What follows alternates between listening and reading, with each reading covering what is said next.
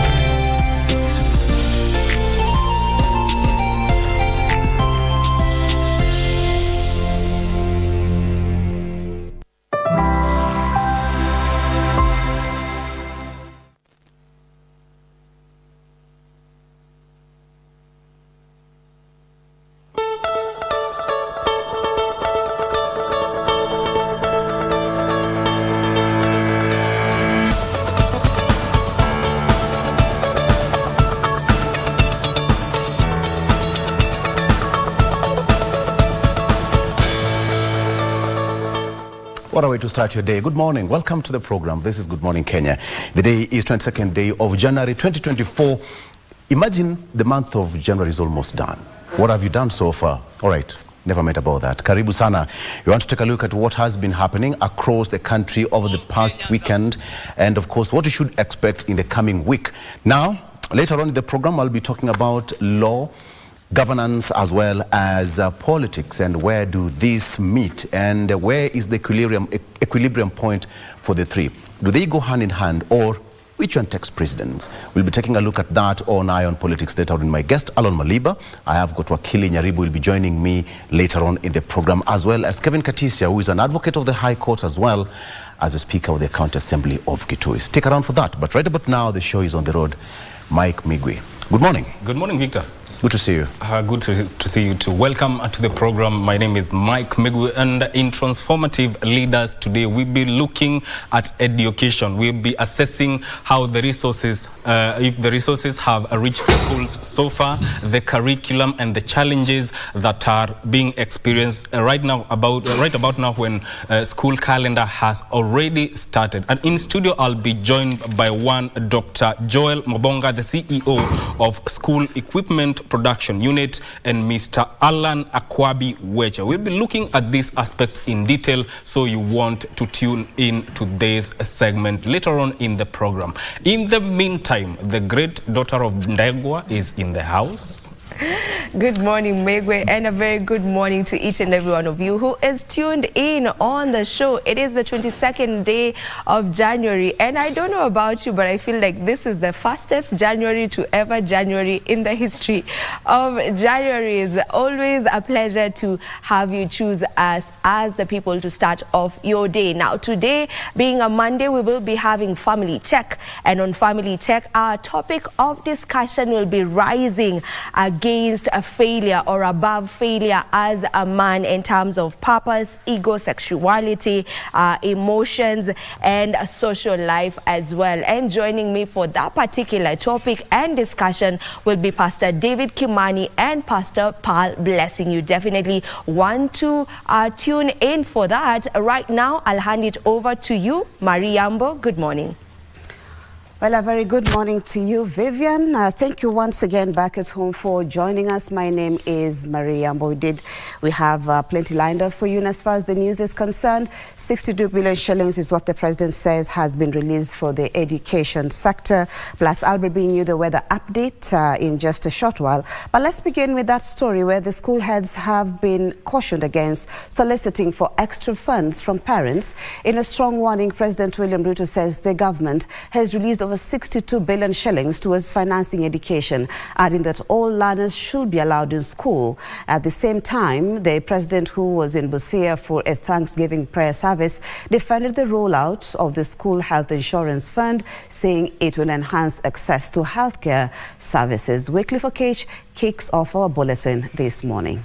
Kenyans, the inner peace of mind, even as we end. President William Ruto and a host of government officials on Sunday attended an interdenominational prayer service at the Machakos ACK in Busia County. It is here that calls for political tolerance dominated conversations. Wenye wamechaguliwa tuwe na tolerance na tufunze watu wetu kuwa na tolerance with each other, sababu mambo ya kura tulimaliza na sasa ni utendaji kazi. You know, politics is just a game. Watu wanajaribu njia hii, wanajaribu njia ingine, wakimaliza lazima tuketi pamoja tujenge nchi yetu. In war, there are no winners.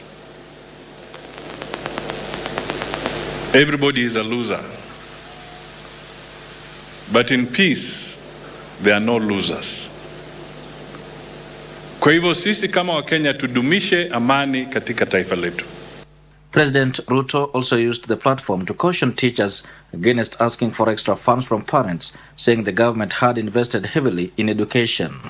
And I want to tell those managers in the education sector not to take advantage of parents on false accounts of the government having released no money. I want to state here categorically, we have released 62 billion Kenya shillings to our primary schools, to our secondary schools, to our TVET institutions, and our universities, including money for bursaries to our members of parliament, so that even the children from vulnerable families can have bursaries and go to school.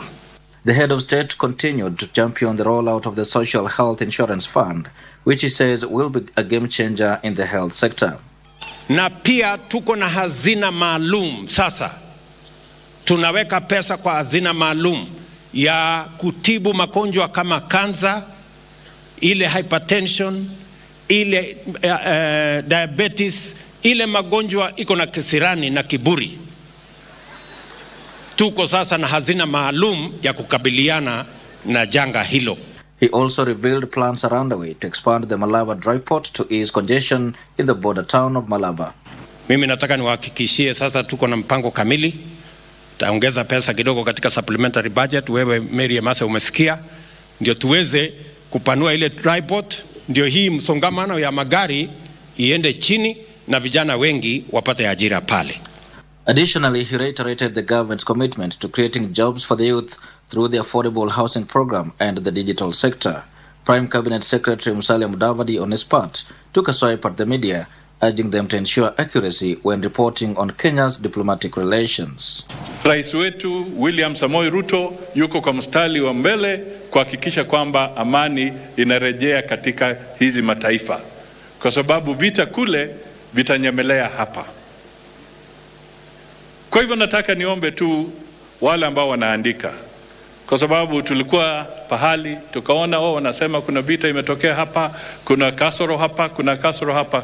Please media, there is no problem with our neighbors insofar as Kenya is concerned, and if there are any issues, they are normally solved diplomatically. As learning activities continue for the third week since schools opening for first term, school heads are being warned against asking for extra funds from parents, with President William Ruto maintaining that the government is promptly disbursing capitation to the education docket. For Channel 1 from Busia County, I am Wycliffe Okech.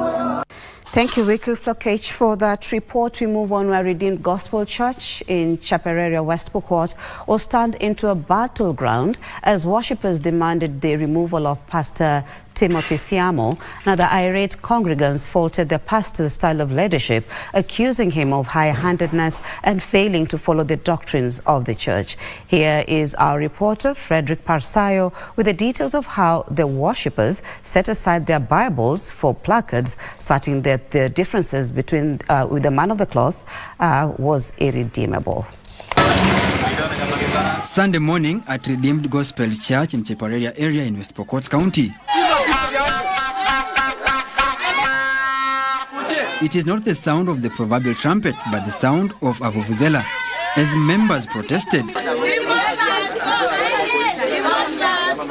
Solidarity songs could be heard in place of praise and worship songs as worshippers voiced their concerns with the church leadership. Hii wiki alifunga hii kanisa mwenyewe akapandisha makafuli. Sisi ni washirika watoto wa hii nyumba. Anataka tuende wapi? Watoto wetu wanakuja kanisani hapo wanakuwa frustrated. Wanatoka wanaenda kufanya vituko huko nje kwa sababu hakuna peace kwa kanisa. Armed uniformed officers could only watch as worshippers who had arrived for spiritual nourishment chanted. And they did not mince their words in accusing the pastor of high-handedness, meddling their family affairs, and leaking confidential information shared during confession. Jaribu kwenda kupeleka malilio yako kwa pasta ama kwa mke wa mchungaji anaenda kukutangaza. Hiyo ni nini? Ati umekuja na shida zako kama ni shida za ndoa, unaenda kuzisikia kwa soko. Efforts to mediate and reconcile the opposing factions in recent weeks have proven futile, despite a committee being formed to facilitate dialogue. Tuko tayari kwa vita, lakini vita yetu ni kwamba pastor mwingine hata bishop kama watakuja na ndeke. Pastor mkeni apatikane Chepareria Redeemed. It is now a game of wait and see what's next for the flock at Redeemed Gospel Church, who want their shepherd ousted. Parsa Frederick, Channel 1 News.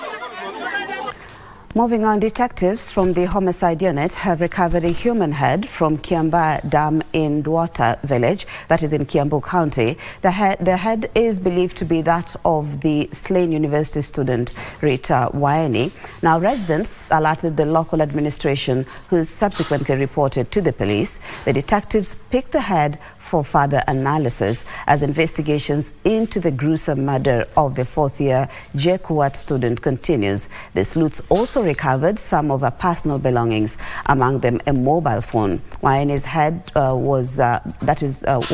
body was discovered stacked in a dustbin at an apartment in Roysambu last week.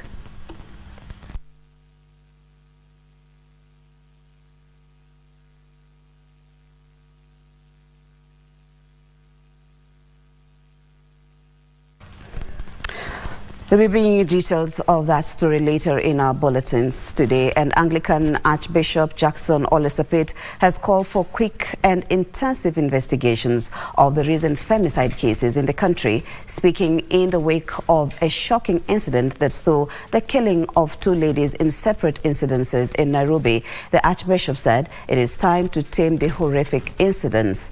Olesapit further called for the arrest of the culprits, saying they should be charged for the heinous act. Speaking separately, ACK Machakos Diocese Bishop Joseph Mutunge said the recent killings of women in the country raised important questions about the safety of accommodation facilities despite their economic benefits.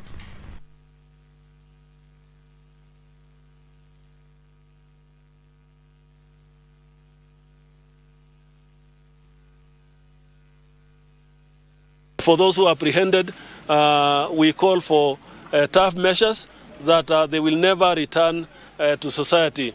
We call for life imprisonment and any other tough measure so that these people are never let out to mingle with our children. Mtu anachukua msichana yenyewe kwa hizo vyumba na kumuua, hiyo inaitwa premeditated murder.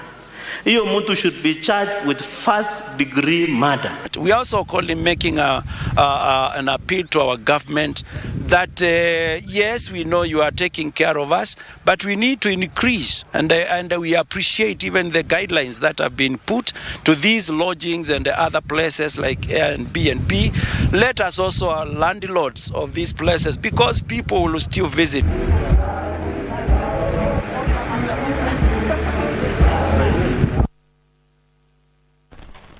And residents of Tiekone village, Deya, Kiambu County, are counting losses after a heavy downpour accompanied by strong winds destroyed their farm crops and houses. Now, the torrential rains ripped off rooftops and among them business premises, leaving some families without shelter. Parts of the village were also without power. Area MCA Nelson Munga called upon county government to hasten support for the affected families.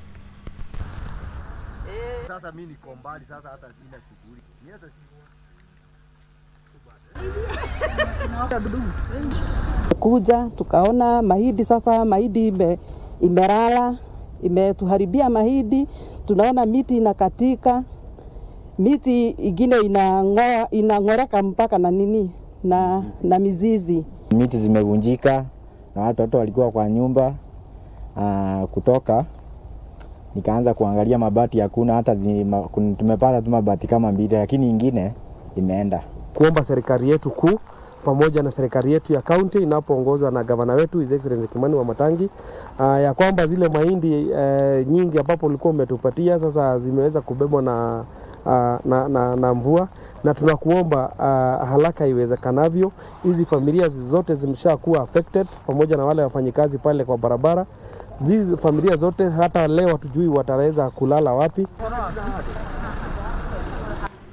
And a family in Maimahiu, Naivasha sub-county is in agony after 2 of their children who sat KCP last year failed to join Form 1 for lack of fees. Elsewhere, a sickly but brilliant boy in Nairobi County who excelled in last year's KCP examination is in dire need of specialized medical care in India to enable him proceed with his education.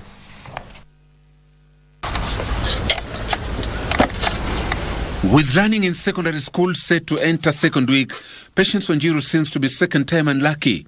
In 2022, she garnered 317 marks in KCPE, but was forced to repeat Class 8 for lack of school fees. And despite garnering 370 marks in last year's KCPE, Patience is still struggling to raise funds to join Utumishi Girls Secondary School. Nilirudia mwaka uliopita kwa 2022 kwa sababu ya kukosa karo.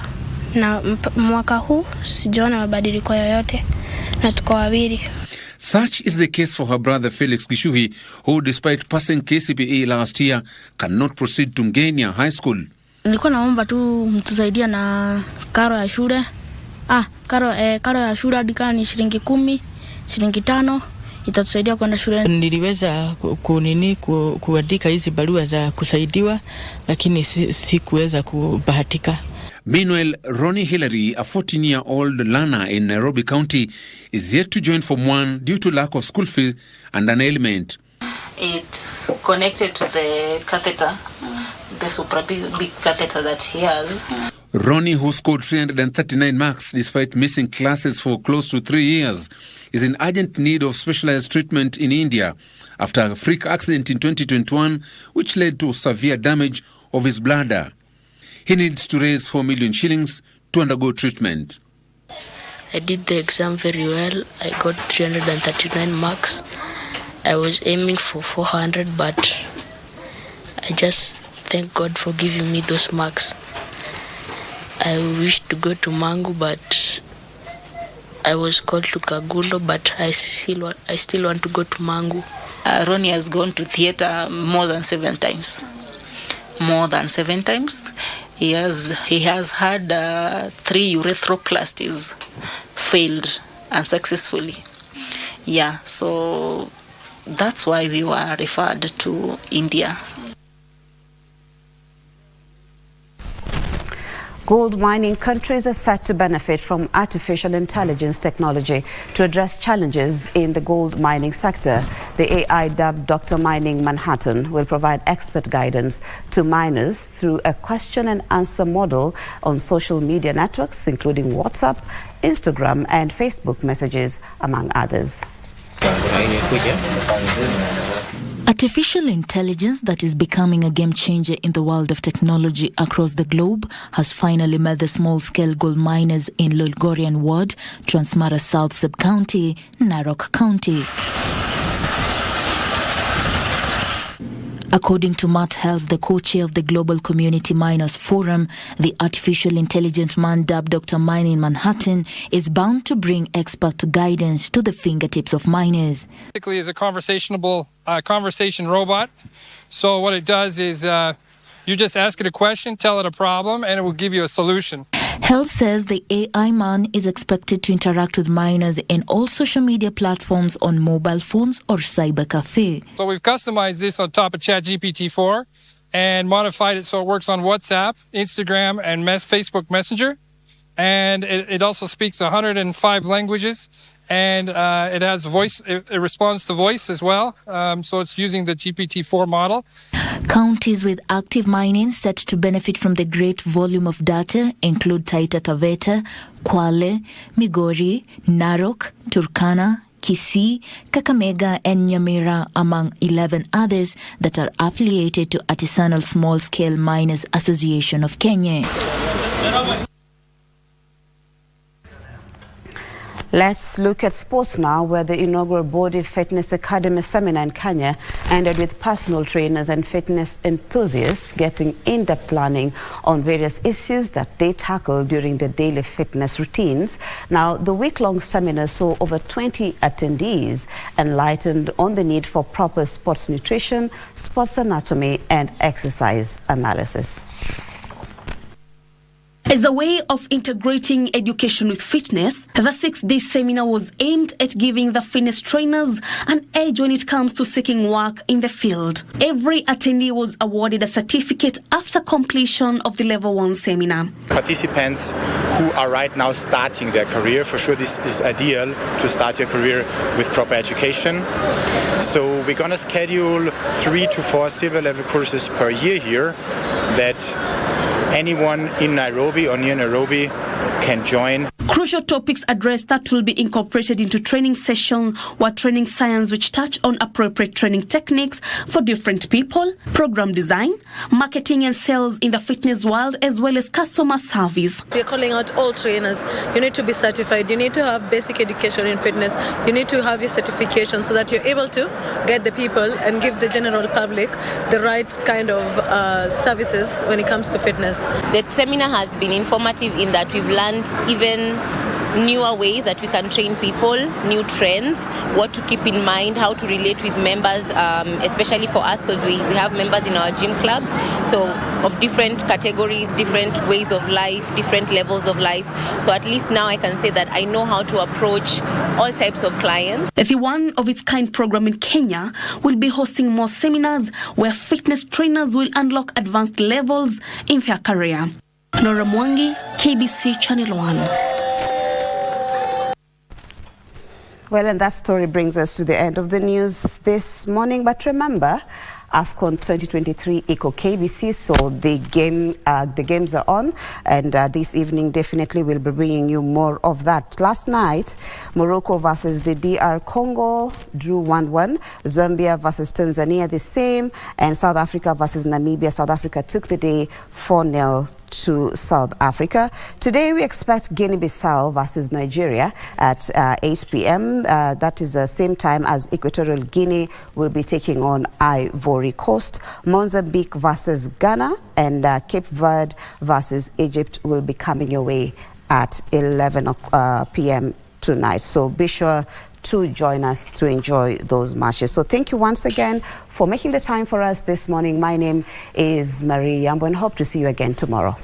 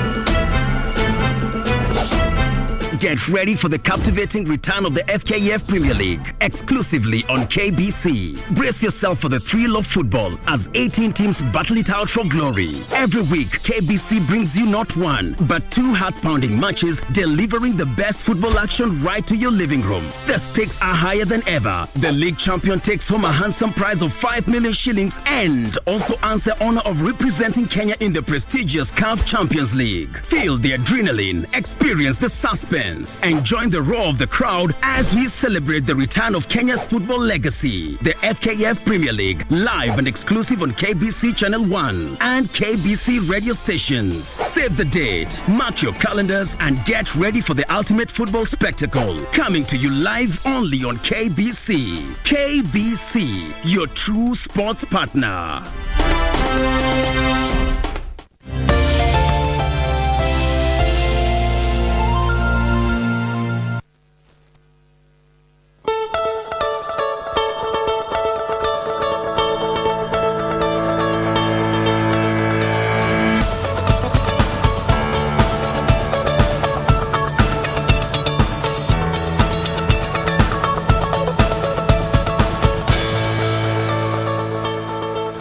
All right, good morning. Welcome back. It's now 4 minutes past 7 a.m. This is how we do it here on Iron Politics today, being a Monday, the 22nd of January, 2024. Before you get into a discussion, I want to give you a quick look at the traffic just before you get out of your house. Yes, this is the situation in the CBD today. It's already looking not so good. For those people who are in Nairobi, that is what we have today. Thika Road, let me start with the usual culprit. I call Thika Road the usual culprit. Today, the traffic is extending all the way from Pangani Square, the Pangani interchange here, headed all the way past KCA University. It's going past Outer Ring Road. Actually, at this particular point, I think it's actually this place at Allsops. Traffic along Thika Road starts all the way from Allsops, flowing down past Utali, Allsops there, we have Allsops stage, coming all the way to around KCA University, Ruaraka, GSU there, all the way to Pangani. This is the situation along Thika Road. You can see that for yourself. So if you are on Thika Road or living along Thika Road, then I don't think you have an alternative, unless you have a chopper to fly you from your helipad or from whichever location you are to your destination. But this is the situation on Thika Road. Thika Road used to be a mess years ago, before we got that superhighway courtesy of the late President Mwai Kibaki. But it seems that the blessings that came with it also is holding a lot of problems to residents, and this is now also spilling over to Kiambu Road.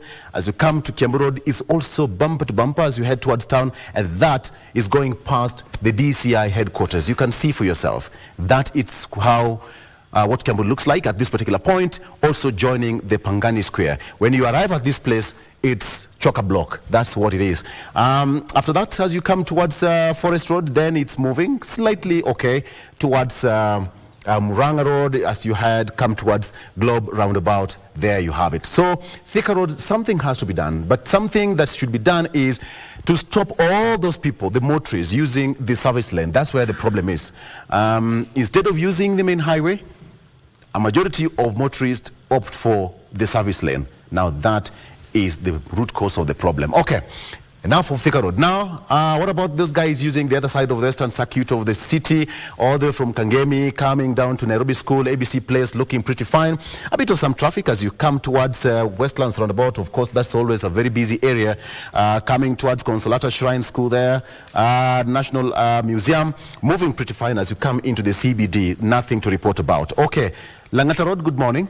Langata Road, as you come all the way from Diaspora, that is Rongai, moving pretty good today, moving pretty good. As you come towards Langata Road, also Kilakiti Kosa, I think because of the blessing that came with it, the bypass that is coming towards the other side of Southlands Estate, and splitting all the way to Lindy in Kibra and joining Gong Road. That is a blessing to motorists using that side of Langata Road, and The other side of Lang'ata Road is also moving pretty fine as you come towards Wilson Airport and ultimately joining Lang'ata Road and Timol there, moving fine. So there's nothing much to talk about.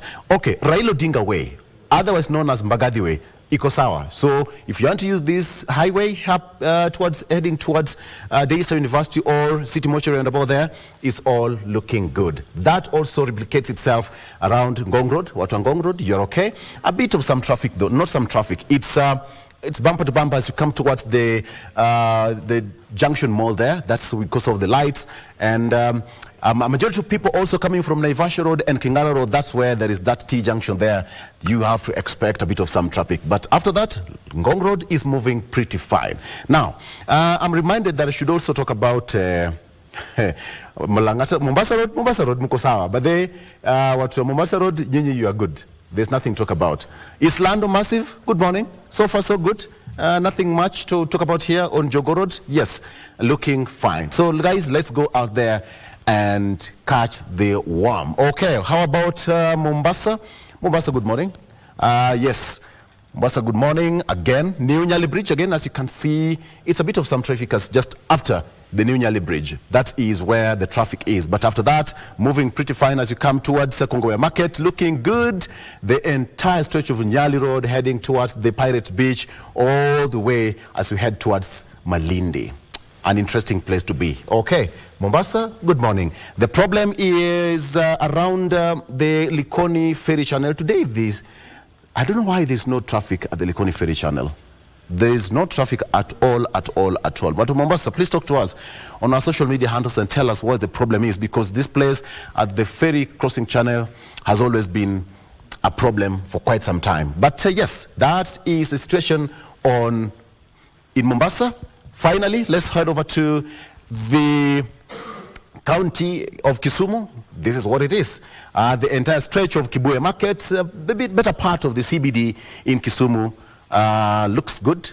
There we have it. The other side of Kibuye Market, all the way from Kondele, roundabout, all the way from again, we got, that is Kakamega Road, looking pretty fine as you approach Kondele roundabout. Kila kiti iko sawa. Watu wa Kisumu, good morning. And outwards towards the Kisumu International Airport.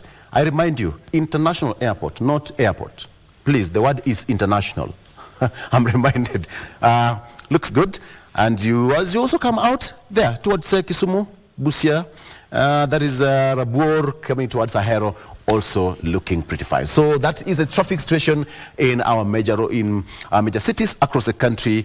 Please talk to us on our social media handles and tell us where you're watching us from and what is the traffic situation from whichever part of the country you're watching us from. Okay, so let's take a look at what we have on the front page of local dailies. Let me start with the People Daily here.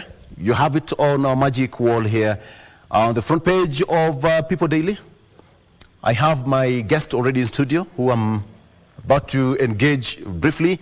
On the front page of the People Daily, principals in dilemma over poor students. Principals in dilemma over poor students. This is what it is. The story here on the splash of the People Daily. The situation here is one of the students pictured here, of a student who actually walked to Kapsabet Boys High School, Kabarnet rather, and he was given a scholarship, full scholarship, to do his 4 years in high school. That is the thirst and quest for education. This is what it is. There is nothing as education. It is the equalizer under the sun. Apart from oxygen, education is the eye-opener. And still on the front page of the People Daily, Gachagua Nyoro War Splits Party emerge in Kenya Kwanza, with one claiming that Kiharu MP should be given more credit for president's victory, but DP Gachagua warns against early poll campaigns. This is on the front page of the People Daily. We have got two gentlemen at crossroads, quote unquote. We have got Kiharu MP Ndindi Nyoro and Deputy President Rigathi Gachagua. There we have it. So let me engage my guest, Gavin Katisia. He's an advocate of the High Court as well as Speaker of the County Assembly of Kitui.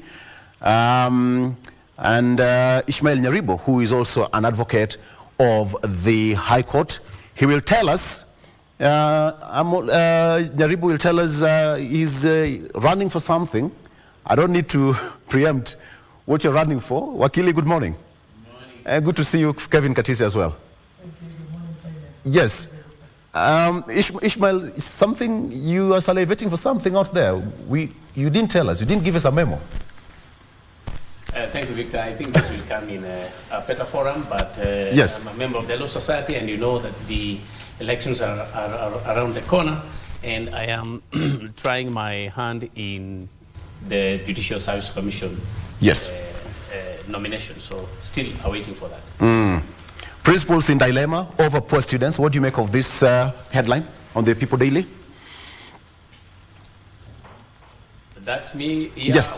That is good. I mean, it's a good headline for democracy in the country. I mean, when you hear that the principals are in a dilemma, it means that people are pushing them to come to a certain conclusion or a certain end. So I think that is not a big issue. The big issue could be if the state organs are interested in entering into that kind of confusion. But party democracy, infightings, these are good for the country because they try to push us towards a certain end.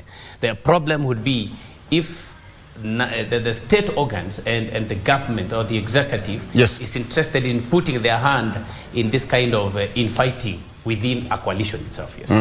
All right. This one is more of schools. I think the president also talked about it because of the capitation and warned the school principals over increasing school fees. The principals. Victor, I apologize for. Yeah, but you're still right. The schools. Yeah, yes. I think that the schools really, I mean, should adhere to guidelines from the ministry and should at least understand how Kenyans are hustling. They should understand how, Kenyans are having hard times. Yes. And I think when the president comes in and says principals must adhere to the fees guidelines and directives from the Ministry of Education, yes. I think on that one is top. I mean, is exactly correct, yes. All right. Katisia, principals in dilemma over poor students? Yeah, I think, Victor, I agree with Edden that indeed principals are in dilemma because, number one, all students who have finished their KCPE should be absorbed in the secondary schools. Yes. And that now 100% absorption may be a big dilemma to many principals because some may have not performed very well, but still they have to be absorbed. On the issue of capitation, as my senior said, I think it is very clear to many Kenyans that the capitation which is released by the national government to schools is not enough. Yes.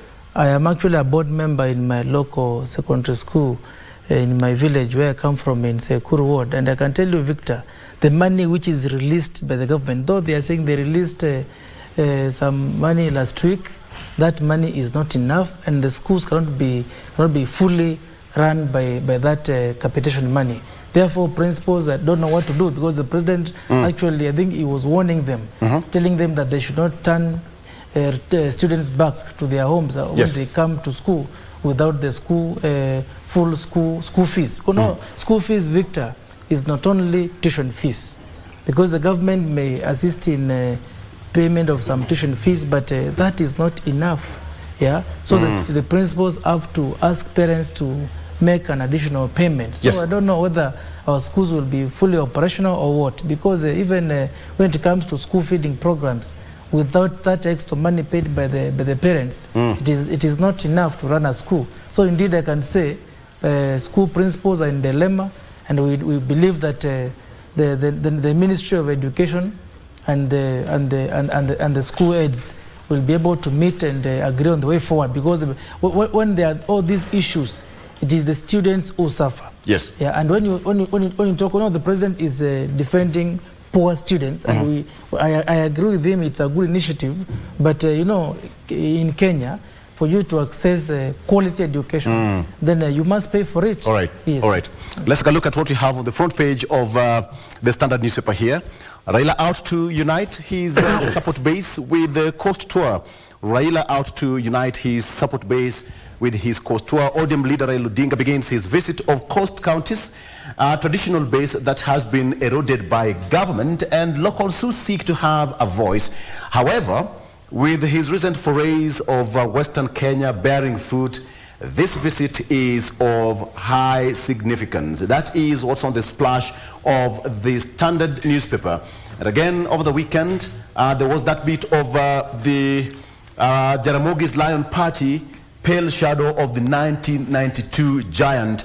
Aged 32, the Lion Party prides itself as the second oldest in the country after KANU, but with a sharp dwindling national presence and influence, save for its Bungoma County turf, where its party boss Moses Wetangula hails from. That is on the front page of the Standard newspaper. Again, something that is also captured on the front page of the People Daily here. Replica, probably. Gachagua Nyoro War splits Ruto party, again on the front page of the Standard. Gachagua blames hidden hand for Mount Kenya troubles. That is on the front page of the Standard newspaper. Wakili Nyaribo, Raila out to unite his support base with coast tour. How is it going to pan out this time around? I mean, mobilization and party registration and membership, he's been doing this, I mean, in person. We have got so many parties in the Azimio coalition, but we don't see much of action from those other parties. But here, Raila is out to unite the coast region. What do you make of this? Yeah, I think, you you have to understand how political affiliations and regions in the country work. Yes. I mean, there is no big difference. Even when you look at since the 80s, certain regions, if it is central or it is the coast or Nyanza, they have not shifted in any way. Yeah. What shifts is sort of a few leaders who want to access national cake. They migrate from their normal base and they go have a piece of cake. And normally they come back. You saw what happened when Raila went to the coast on Saturday, and a large number of people from the Senate Speaker Kingi's party actually came back to the ODM. So I think the problem is the challenges, the teething problems of people having enough, hardship, fuel, hustling and all that. That's what makes some people migrate from their party. It is really not a question of principle. So when I see that Raila is out to unite his support base, by the way, coast area has not changed to any other party, substantially, speaking. Yes, but if you talk about a few leaders who come up, and they access leadership and they go to State House, or they really go to get a piece of their cake and come back. So regions have not really, if you look at Bungoma, yes, a few people, decided to work in the UDA, but you will realize now that quite a number of those people from Western Kenya are again saying, no, we want to go and want to go to our normal house, which for them appears to be ODM. So it is a normal thing that happens prior to the elections. Yeah. Gavin Katisia, you're a member of Wiper. Yes. Stephen Kalonzo Musyoka is also out saying that he's the best man for 2027. Yes, and I want to confirm that indeed my party leader is the best man for 2027 presidential bid. And I want to say that, Victor... Maybe you have inside intelligence. Pardon? You have inside intelligence. You can tell us how you're planning for the party. For now, let me respond to your question. Yes. Yeah, so I think there's this common saying that out of sight, out of mind. And the president, William Ruto, has all the reasons to go and traverse the whole country, saying that he's taking development there, launching projects. But the Azimio principles have to look for a reason to go to the people. And I think the Honorable Prime Minister, Raila Amolo Odinga, is a master in that. And that's why he has started this grassroots mobilization, where he's touring various regions. And I agree with my senior here, Nyaribo, that you have to go to your bedroom first before you go to the other rooms in the house. And coast is known to be a bedroom to Azimio, and more specifically ODM. And that's why you can see Raila, the other day he held his birthday in Malindi, and now he is going to Coast again. I'm told he will be in Lamu today, and maybe some part of Mombasa tomorrow. So I think the tour is meant to talk to the people and assure them that Azimio is the way to go. And you know, yes, Victor, politics is local. Yeah, politics is local, and the politicians will listen to the ground. What are the people saying? Are the people with the Kenya Kwanza, or are the people with Azimio? And with the issue of the high cost of living, which the government is struggling to address, despite the government addressing other critical matters like the social health insurance fund, the critical issue, according to me, is the issue of the high cost of living. And maybe the people, the MPs and who are in PA and other Kenya Kwanza allied parties in coast could have realized that many people on the ground are not happy with the Kenya Kwanza government, and many people could be thinking of sticking with Azimio, and that's why maybe we saw those PA MPs now joining Azimio and saying no, they want to pledge their loyalty to Azimio because they have listened to the ground. And I want to support this initiative by ODM party and also my own party, Wiper. We have also started our own grassroots mobilization, and we have to go to our people and talk to them and address their issues, because it is only by meeting the people that is when you can know the issues affecting them. Okay, we address them properly. A quick question, yes or no, is there split in Azimio? The answer is no. There is no split in Azimio, Victor, but there are some people who are trying to give that perception that there's a split. Right. And I want to assure you that Azimio is stronger than ever before. Let's take a break. The only split we know is in Kenya Kwanza. Let's take a break. I want us to answer that because it seems there's a lot of disquiet in the Azimio coalition. And as always, they say the 12th commandment is deny, deny, deny. Whether you are caught red-handed, that is the name of the game. Let's take a break. We'll be right back with more. Stay with us.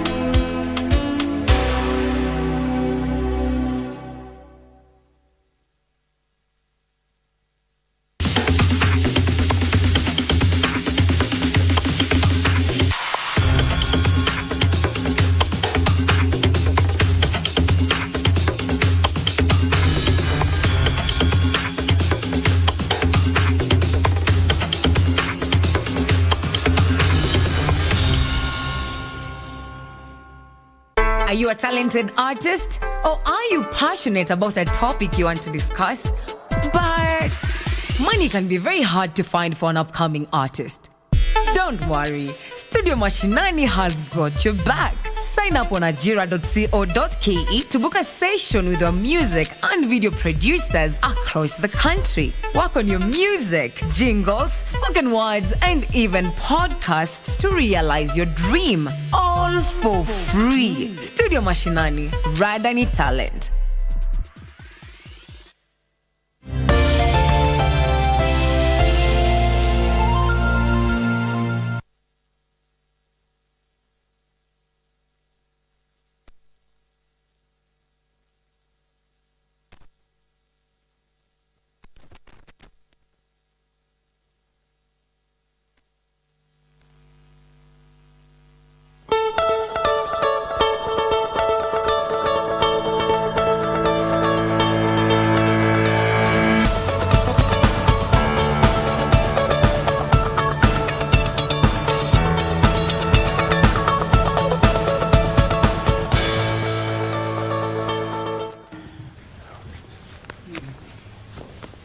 All right, welcome back. It's time for Iron Politics, and Arnold Maliba has also joined us in studio. He'll tell us where he's been for the last 22 days of January. and what he's up to this particular month. Okay, welcome back. Katisia, you are saying something that there is no split in Azimio, but yes, Daily Nation has got something for you. Probably you'll also have to answer that. I'll give, for the benefit of fairness, I'll give you 1 minute, and also that you can also respond to the front page of the People Daily and the Standard, probably if you can. People Daily say that principals in dilemma over poor students. That is what we have, because we have got so many students who are going to school with nothing. So to say school fees or even the necessities, that's the front page of the People Daily. Principals in dilemma over poor students. And of the front page of the Standard, Raila out to unite his support base with the Coast Tour. Arnold, good morning. Go ahead. Morning, sir. First of all, on People Daily, I think it's quite a dilemma for all of us. We need 100% transition. Most of these kids are actually very brilliant, but then resources are not as much as there could be. So the principals, of course, are struggling between balancing running with business principles, commercial principles, where you actually have to get resources for whatever you run. And of course, schools are not charity institutions. So that balance is a little bit delicate. But then if you look at our history as a country, we've made it through because of the Harambee spirit. We've made it through because once in a while we took a little bit discomfort, and that is how we actually have been able to move on. So I think it's one of those things that eventually we will actually have to take care of it. Every time the schools begin, at the beginning of the year, you have these cases, but eventually they stabilize around. Well-wishers come in. The government eventually actually stabilizes its capitation, as much as we've moved off that slightly to bring in a little bit of equity. So this has been a recurrent challenge. But as a nation, we've actually found ways of actually dealing with it and ensuring that we move on. As of the Standard's headline, I think the proper headline would be that Azimio finally disintegrates, because as long as they have hoped that something else will actually shake and drop off the tree, that was the Maandamano, that was the business of selling fear for the last 1 year, moving from the streets to NADCO and to everything they've actually done. Now I think the realization is that we are fast moving into midterm, and that if they stay on, they will not be prepared. So literally everybody is going their own way. You can see the Wiper side, of course, saying that in 2027 the man will have to be the one who leads Azimio. Yes. But you know, Azimio again was it's an umbrella we use but never really existed, because the only two members who were in Azimio was Raila and Martha Karua. Everybody else belonged to their own party. So Azimio was that particular umbrella that had only two members. The first one, of course, I think left as soon as the elections went out. We no longer hear so much of Martha Karua. Raila has gone out, of course, and as much as it had been promised that he'll only run for one term, or rather he would be here for one term, and asked Kalonzo that support me for this one more time. We've seen his people going back to reorganizing, and as usual, he has got one extra bullet to actually run for 2027. So you can be sure that he will be on the ballot. So I think the proper headline would have been, we call Azimio finally disintegrates, or Azimio calls it a day. So everybody's going their own way. Katisia is not amused by that statement, because again on the front page of the Daily Nation, this is what the Daily Nation has for you. Katisia, which way Azimio? That is what we have on the front page of the Daily Nation. Yes, which way Azimio? Katisia, can you just respond to this? National Coalition Executive Council, that is NEC, has written to all constituent parties, and it says that Azimio La Umoja One Kenya Alliance has called a crucial meeting this Thursday that is expected to determine the future of the coalition and its membership amid internal wrangles over the Bomas National Dialogue Report and the CAM's presidential flag bearer in the 2027 State House contest. Arnold has just said that Raila has one bullet remaining. In the last election, he had one. I don't know where he's found maybe one ammo, or that was just but a tactic in the battlefield. But which way, Azimio? Kevin? Thank you, Victor. Allow me to, first of all, congratulate my brother Arnold for being the UDA communication expert. If that is the right title, I don't know. Advisor. Advisor, communication advisor. I was just jokingly telling him to confirm that he is not among the 483 ghost workers in State House. But he has assured me that he is not.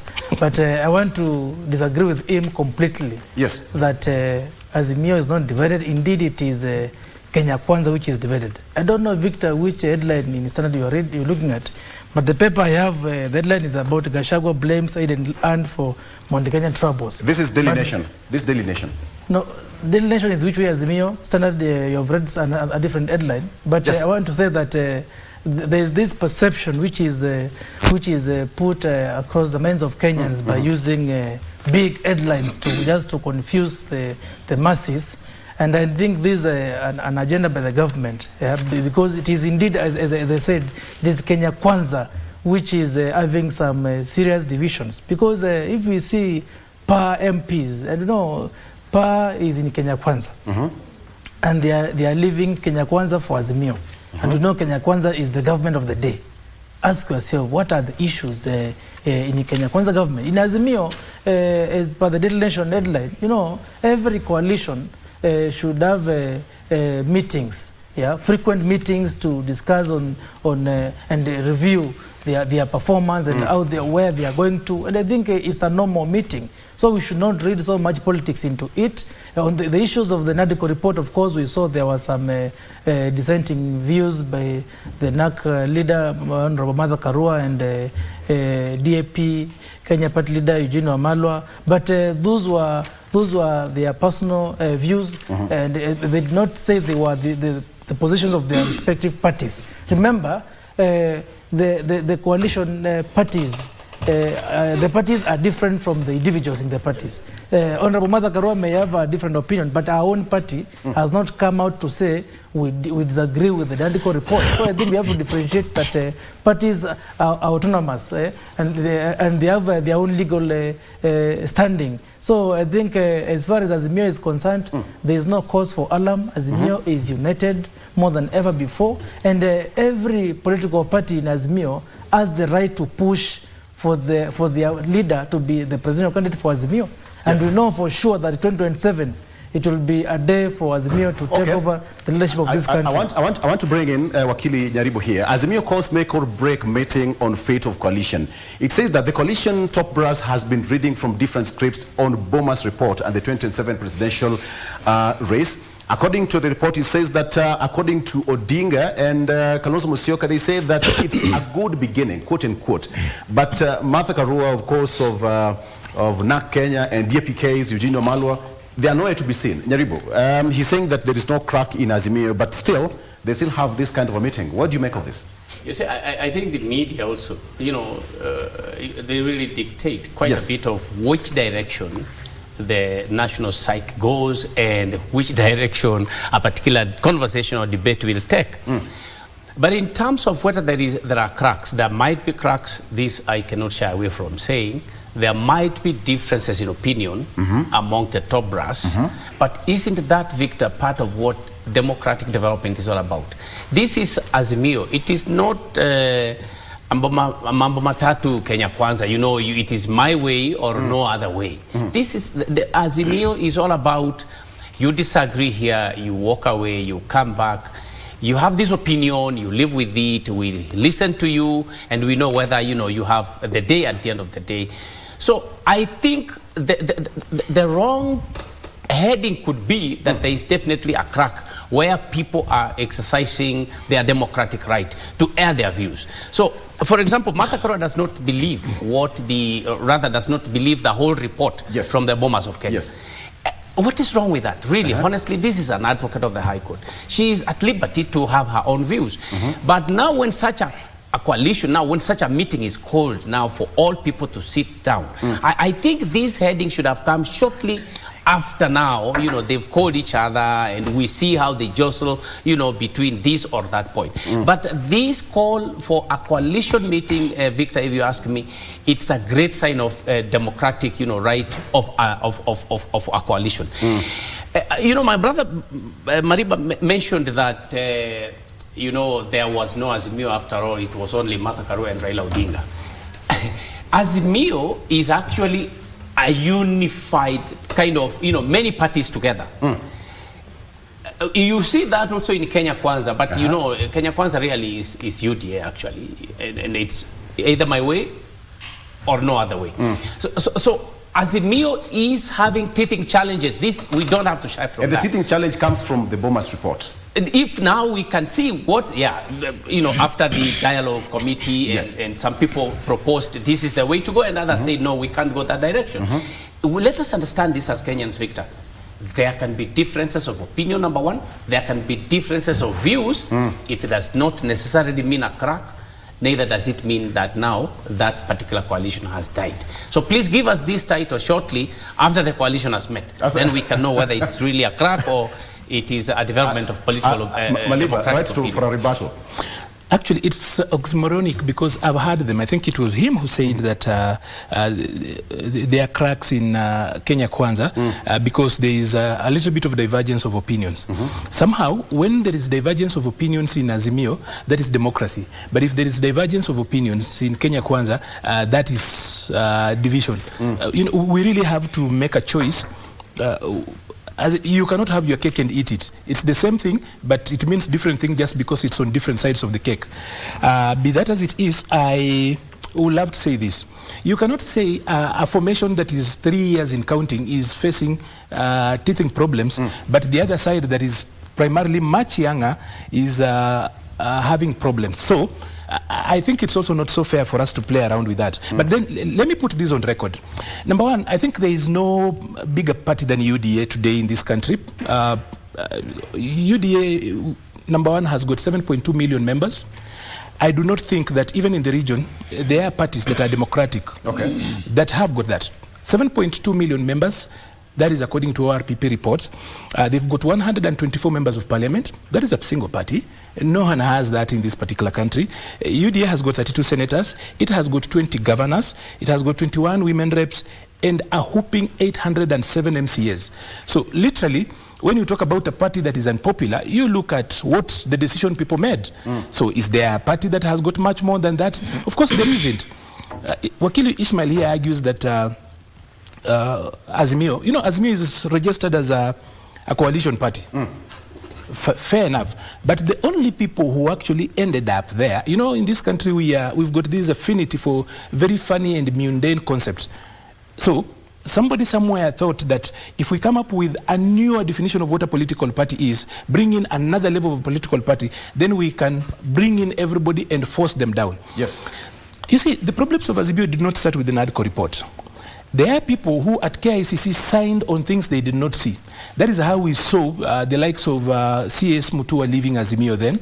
That is how David Ocheng and so many other people who actually are in court as we speak. There are so many other people who at the time of signing of the Azimio agreement and the coalition agreement, they never saw the substance. People went to court looking for that particular document. It never was seen.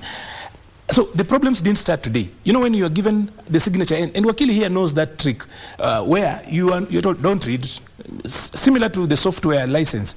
It's normally a very long write-up, and because you want that app to run on your phone or your computer, you never go through. So you just go down there and you sign accept. So quite a number of people in Azimio, right then at inception at KICC, we saw that, and we've gone through that with a lot of them saying they do not know what they signed against. Okay. Yeah. Okay. Victor, so then I don't know if you are letting that go. But we have to respond to that. No, it's okay. It's okay. You can go, Katisia. Yes, I want to respond to that and tell my brother Arnold here that he should not listen to the lies of the CS for Tourism, Governor Alfred Mutua, because, you know, Victor, we know that very well that a coalition agreement is a public document, and it was submitted to the register of political parties.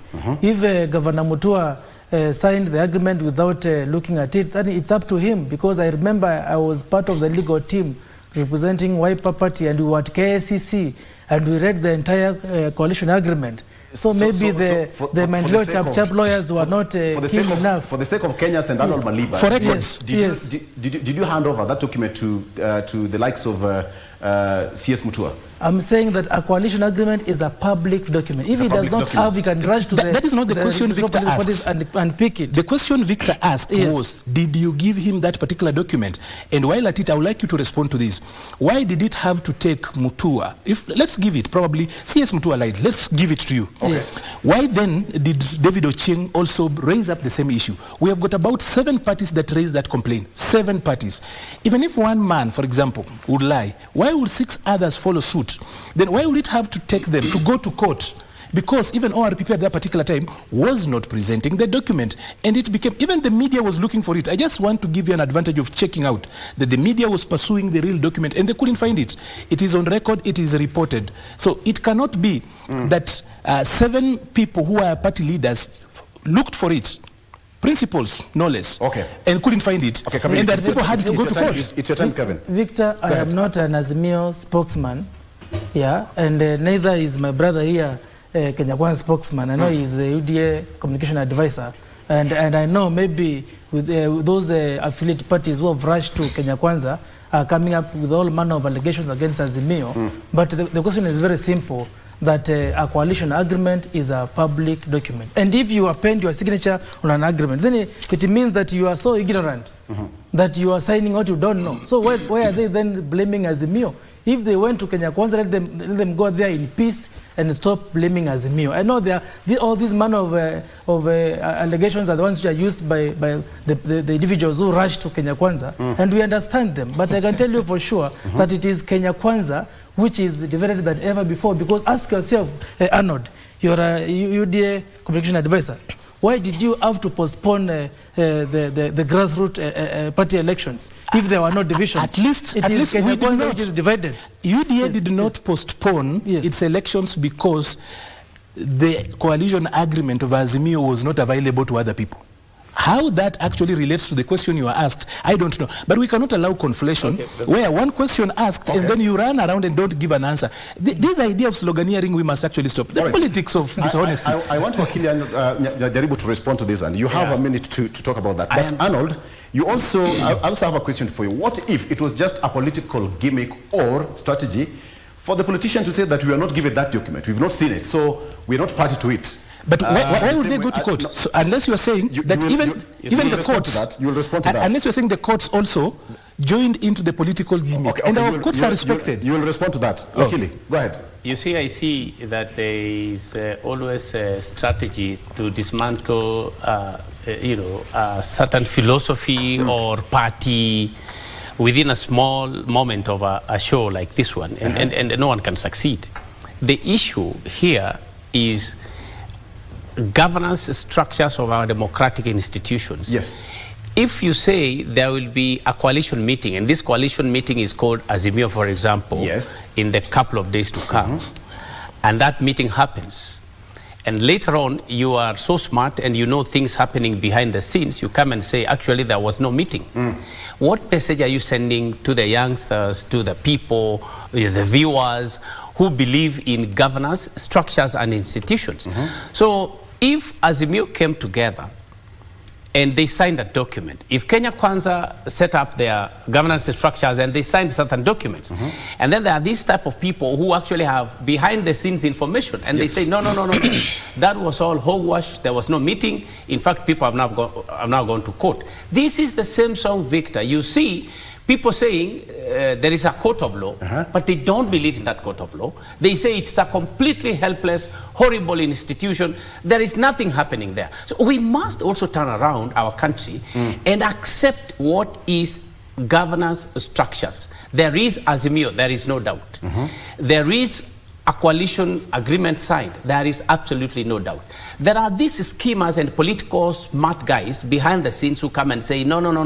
The handshake from the president was so bad, so strong. Maybe it was a bewitching handshake. So, I mean, you shook the hand and that was a greeting. What you make of it and the interpretation you give a situation or a meeting really should be personal and should be treated as an individual's opinion. So I am still saying that once the coalition meets in a couple of days, I really would like to see how does Kalonzo Musyoka speak, how will Martha Karua speak, how will Raila Odinga speak, how will, all these people. Yeah. Then we can have a sensible and more meaningful, headline saying these people have separated or not. Otherwise, we could be supporting the naysayers in terms of what is governance? I mean, what is governance in the country? We disregard all institutions and say that the only correct thing is that which I am thinking in my mind that is wrong to the country. That's very wrong to the country. All right, Arnold. I just needed to say this, that first of all, it's not true that the courts will also join into that charade. If it truly it was a political game, then people will not have to go to court and court be forced to actually do an order that then the ORPP then was not getting along with. So be that as it may, the truth is that the meeting that they'll actually have on Thursday is not a way forward meeting. It's actually a divorce meeting. They want to share the little they have. A divorce meeting? Yes, a divorce settlement meeting. Whatever they have there's literally nothing they're actually going to have as a conversation there. So do not expect much out of it. Azimio died long time ago. It only had 2 members. Martha Karua left immediately. Now we have seen Raila going around as a member of ODM, which means that he has already left Azimio and he's now a member of ODM. As far as it is, probably it's divorced guys meeting together and trying to a trauma healing session, which is fine. We can allow them and see what works out. Katisia, are you part of that divorce meeting? No, Victor, I have to respect my brother Arnold because he has to earn a living by condemning Azimio and praising Kenya Kwanza. I have to I have to allow him to earn his living. But I think we must speak the truth. Political parties have to meet frequently. We have seen the president convening meetings of the Kenya Kwanza in the State House using state taxpayers' money, and we respect that. Azimio, we are meeting to discuss on our where we are going, and I think maybe they are scared why Azimio is meeting. That's why they are trying to create this narrative that is a divorce meeting. But I can tell you, just before you come in, I just need to say this. It's fair, by the way, since this is a political show, we have got the liberty to allow a little bit of jibes here and there. And it's fair, I have no problem, because if a living can only be earned by telling people the truth, then that's not a problem. But then let us say this, he says that political parties have to meet frequently. In the Bible, Matthew 18:20, the Bible says that where 3 or 4 are gathered in my name, that was Jesus saying. Yes. I hope you are citing the correct verse. Yes. You guys are fond of 18:20. So my Bible here. Yes, 18:20 says where 2 or 3 are gathered in my name, I'll be amongst them. But you see, when he says this, it's good for political parties to meet. In whose name are they meeting? What is the objectivity? What is the objective? What is the philosophy? People that are divorced, they are fighting all over. When they are meeting, what do you expect? It's either a trauma healing session, it's a fighting session. Whatever it is, there is nothing good in it. So when Azimio meet and you're saying that it's good for political parties to meet, what are they meeting for? Arnold, now that you're still, what do you make of this headline? Here, then. Gachagua, Nyoro splits Ruto party. That is a small regional problem, not even a regional problem. It's a little bit of jostling, and that is the democracy of Mount Kenya, a place that is quite robust, and I think in this country, very politically savvy region. So that particular conversation that is in there, that is a housekeeping. They say where there's smoke, there is fire. This headline has been here for the last a couple of... Because number one, it pertains to the person of the deputy president, and being the second most popular leader in this particular country, you expect that headline not to go so far away. And him having had a conversation with his people, doing housekeeping, that is normal. People are having, that is dialogue. And who told you dialogue will be easy? So when the deputy goes to his backyard and has dialogue, we look at that as disunity. When people who are fighting and they've gone their different way are fighting, we say that is democracy. We have to choose which narrative we want to run with as the media, as political pundits, and we as individuals. So I don't think there's anything big there. If it was said by any other smaller person. There's that rumor. That's why there is this camp here. I asked you this question intentionally, from Azimio to this one, so that I could hear your side of the story, Arnold. Because the story says that camps emerge in Kenya Kwanza, with one claiming that Kiharu, member of parliament, should be given more credit for president victories, but DP wants against early poll campaigns. credit and early poll campaigns. Let me start with you, Wakili Nyaribo. You know, my brother is saying the Honorable Deputy President is the most populous. Second most popular. Second most popular. I mean, Honorable Gachagua is a Deputy President of the Republic of Kenya legally. Yes. That's it. If you talk about who is popular, yeah, democratically elected. I agree on this. Yeah. But now you use the word popular, even though, I mean, we don't have to go to the dictionary. He is Deputy President. That's it. And we respect that as the law provides.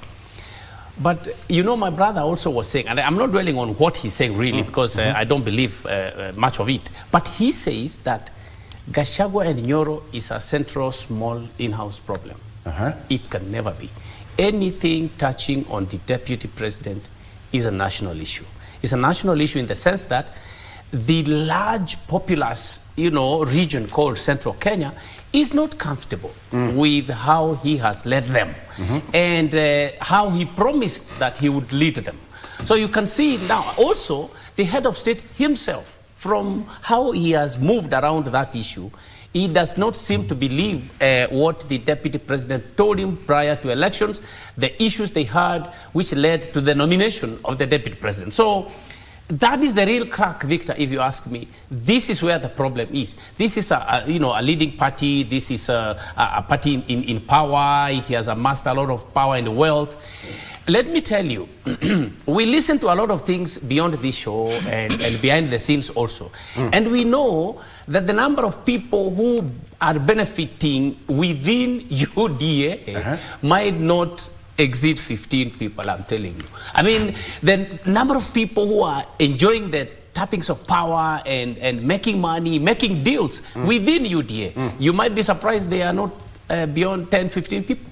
And there is murmurs and dissatisfaction within UDA itself and within the Kenya Kwanza. And this will be coming to the full light in the soon future. All right. Patricia, as you take a break. You don't have to answer me, Arnold. I will not answer you. I will respond to your issues. I'm burning. I want to take a break. The question is, Gachagua and Nyoro supremacy battle shakes Mount Kenya. That's what's here. A party is split down the middle over who to take the position of DP in the 2032 general election. So we have got Deputy President there and Ndini Nyoro. So there's still, who is the kingpin of Mount Kenya, Arnold? Well, clearly it's Uhuru Kenyatta. I mean, are you asking? Number one, I ask Arnold. Allow me to build on where he left. And to answer your question, number one, yes. He told me that saying that the Deputy President is not the most popular leader in this country is not correct. So he was alluding to evidence, and of course I used the elections as a mark, as the data. So when Wakili Ishmael, a person so respected, a learned friend, uses social media gossip as items that he can actually come here on the show talking about 15 people, we might be surprised. Let's take a break. I come from Kenya Kwanza. Let's take a break. Azimio Kenya Kwanza? I come from Kenya Kwanza. Thank you. Let's take a break. He comes from Azimio. He has confessed. I come from Kenya Kwanza. I wanted to say that I have been there and I know there are no camps. Let's take a break. He comes to Kenya Kwanza from Azimio. They'll not stop. Director, let's go for a break. Let's go for a break. We'll be right back.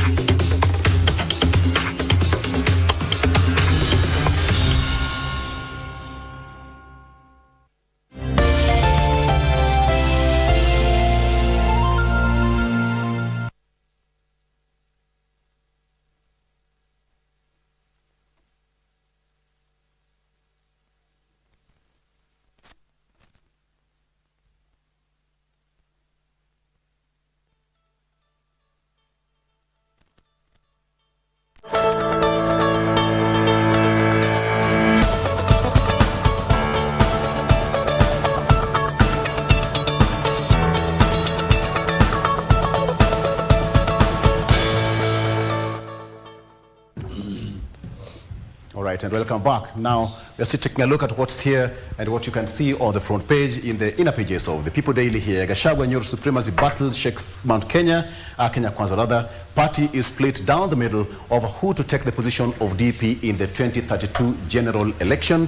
The supremacy battle is there. The supremacy battle pitting Deputy President Rigathi Gachagua against Kiharu Member of Parliament Ndindi Nyoro escalated over the weekend.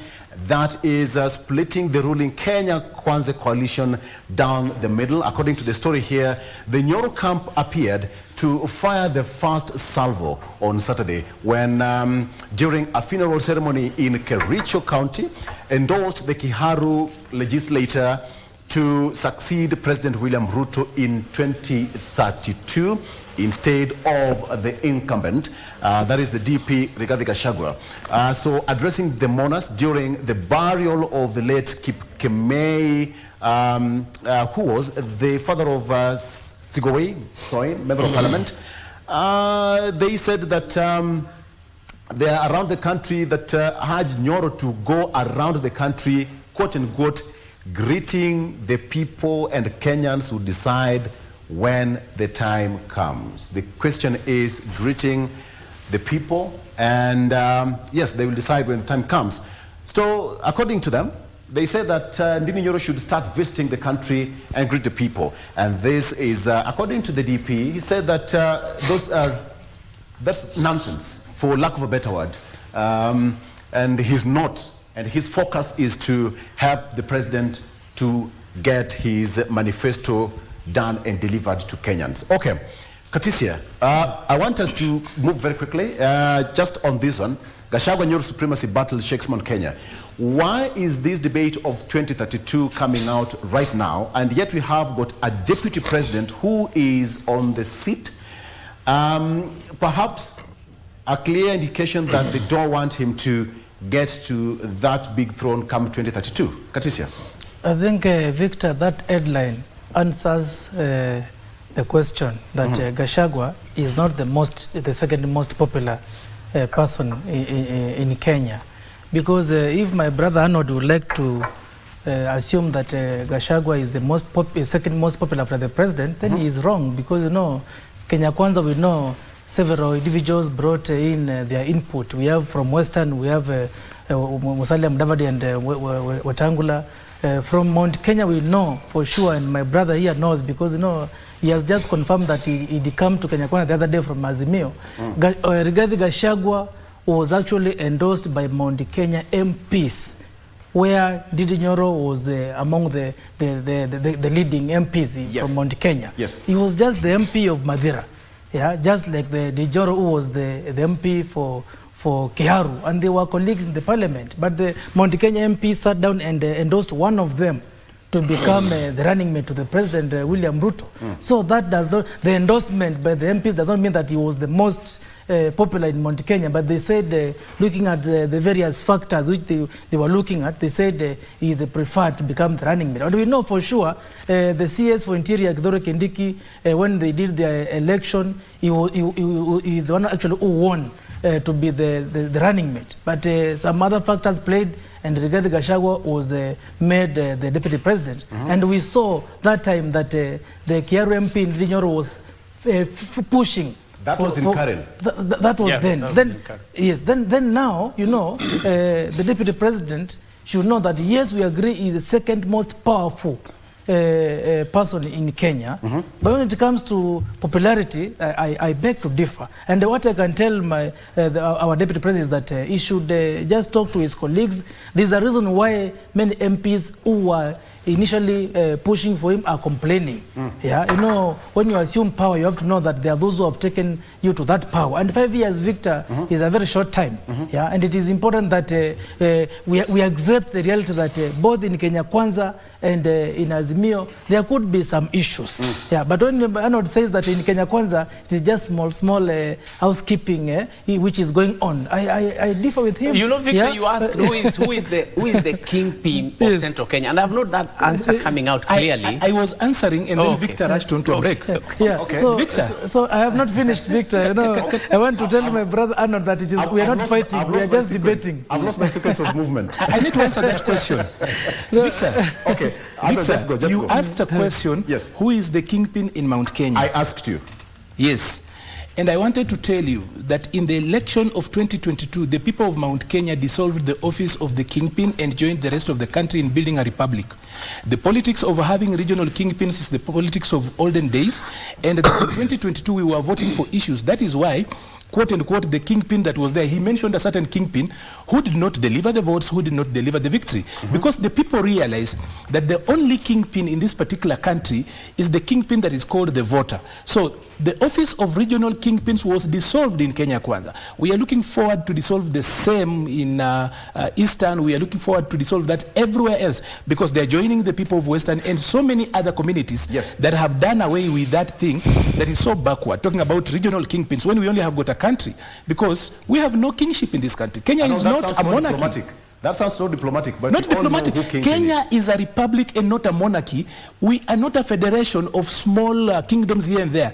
People who create their own fiefdoms in the name of trying to negotiate with Nairobi must be shamed, because we are in the journey of building a republic and a nation. We will not get there with that mentality of coming up with small fiefdoms and then claiming that you have to build a small kingdom of a certain region, which is balkanization in of itself. And do you think this is settling the deputy president in the mountain? It's what? This headline, Gachagua Nyoro supremacy battle shakes Mount Kenya. At what point will they come back? First of all, it's a very small story. That story is not worth the airtime we've given it here. We should actually be proceeding to doing better things and bigger things, because this small story is so small that we are giving it, and even in the PD, a paper that is given free of charge, is not even the headline. Why are we giving it a lot of time? Okay, Victor, I think we need to put this in perspective. To be fair?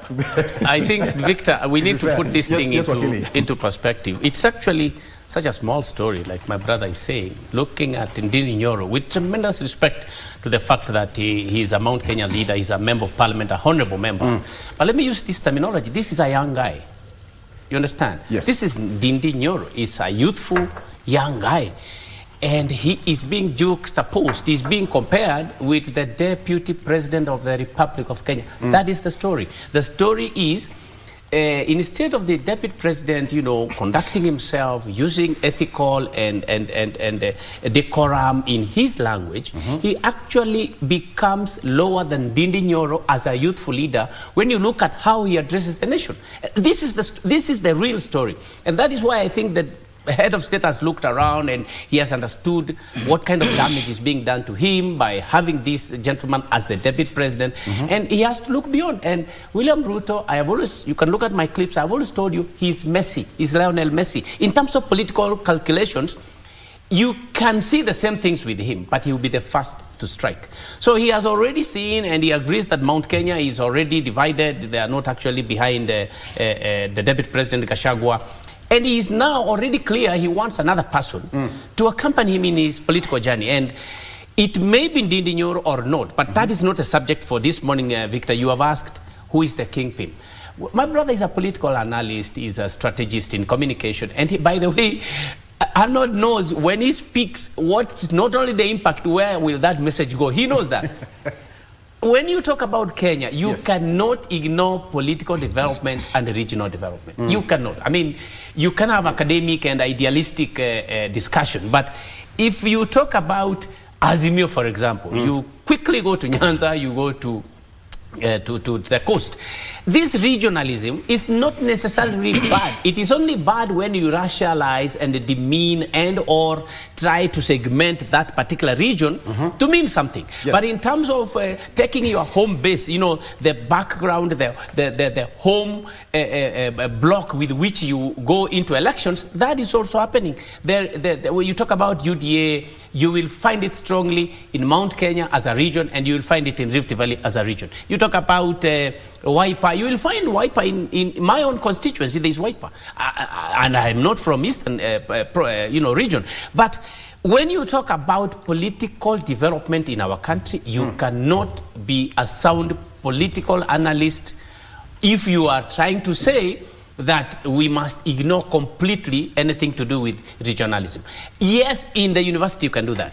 When you are teaching youngsters to come up with, unification, unified mind on how to lead the nation. But you must warn them that in practice, regions are definitely always coming together when it's politics time. Right. Otherwise, if you don't do that, Victor, you will try to weaken a certain people who are not keen, because you'll be telling them, hey, don't worry about your regions, I will take care of them. But in the real sense, all political strong wigs, big wigs, they know very well that you must. Is this move a calculated move? The move to have Ndininyoro and Gachagua, the two, their names are being called as early as now, way into 2032. Is it a calculated move? And where is it coming from? Katisia? First of all, Victor, it is very interesting that my brother here, Arnold, thinks that when we discuss Azimio, it's okay, but when we discuss Kenya Kwanza, he says it's a small issue which does not deserve the airtime. I beg to disagree with him and actually challenge him, because I can see by the look of his age, he's youthful, just like Ndininyoro. He should stand with Ndininyoro, because that is the reality. That the president, and I think I agree with my senior here, Nyaribo, that has realized that the young people are now eager to take over leadership of this country, and he knows that Ndininyoro would deliver more to him than Rigathi Gachagua. We know when we started after they were sworn in, and the manner of the language which the deputy president was using when addressing Kenyans, many people were unhappy with him. And I think when we see Ndininyoro and Rigathi Gachagua being compared, I think Arnold should be happy. And to answer the question and to be specific, Victor, that in Mount Kenya, the current kingpin in Mount Kenya is the former president Uhuru Muigai Kenyatta. And you know, Rigathi Gachagua wants to take that by force. How many votes? You don't take that by force. Did Uhuru deliver in 2022? And again, Victor, let me tell my brother here that we are not fighting, we are just debating. I give you your time to. I gave you your time to debate. Uhuru Kenyatta was not in the ballot. Yeah, and there were no elections for Mount Kenya kingpin. That ones were not there. So we can't say that they went for an election and Rigathi won against Uhuru Kenyatta. You know, we have to be realistic that the Mount Kenya region, yeah, when the current president was working with the former president, he was able to endear himself to the Mount Kenya people, and actually the Mount Kenya people were voting for William Ruto. We can't really say that the deputy president took the whole of Mount Kenya to the president. And that's why the president has options. He knows that he had all those MPs from Mount Kenya. He had Ndininyoro, he had Rigathi Gachagua, all of them together. So this issue you are seeing in the headlines is something which I can say that it's a move which is well calculated by the president, just to ensure that he does not lose the Mount Kenya region. Because at some point, the Mount Kenya people were saying, they don't feel comfortable with this government. And gentlemen, we've been here long enough. We all know Yango Kumi, Yako Kumi. We all know that statement. Is somebody trying to avoid that statement? Yango Kumi, Yako Kumi. Because in talk of that 2032, the deputy president is here, probably is the heir apparent after 2032, quote unquote. But then now, why Ndininyoro and why not deputy president for 2032 after President William Ruto? Arnold.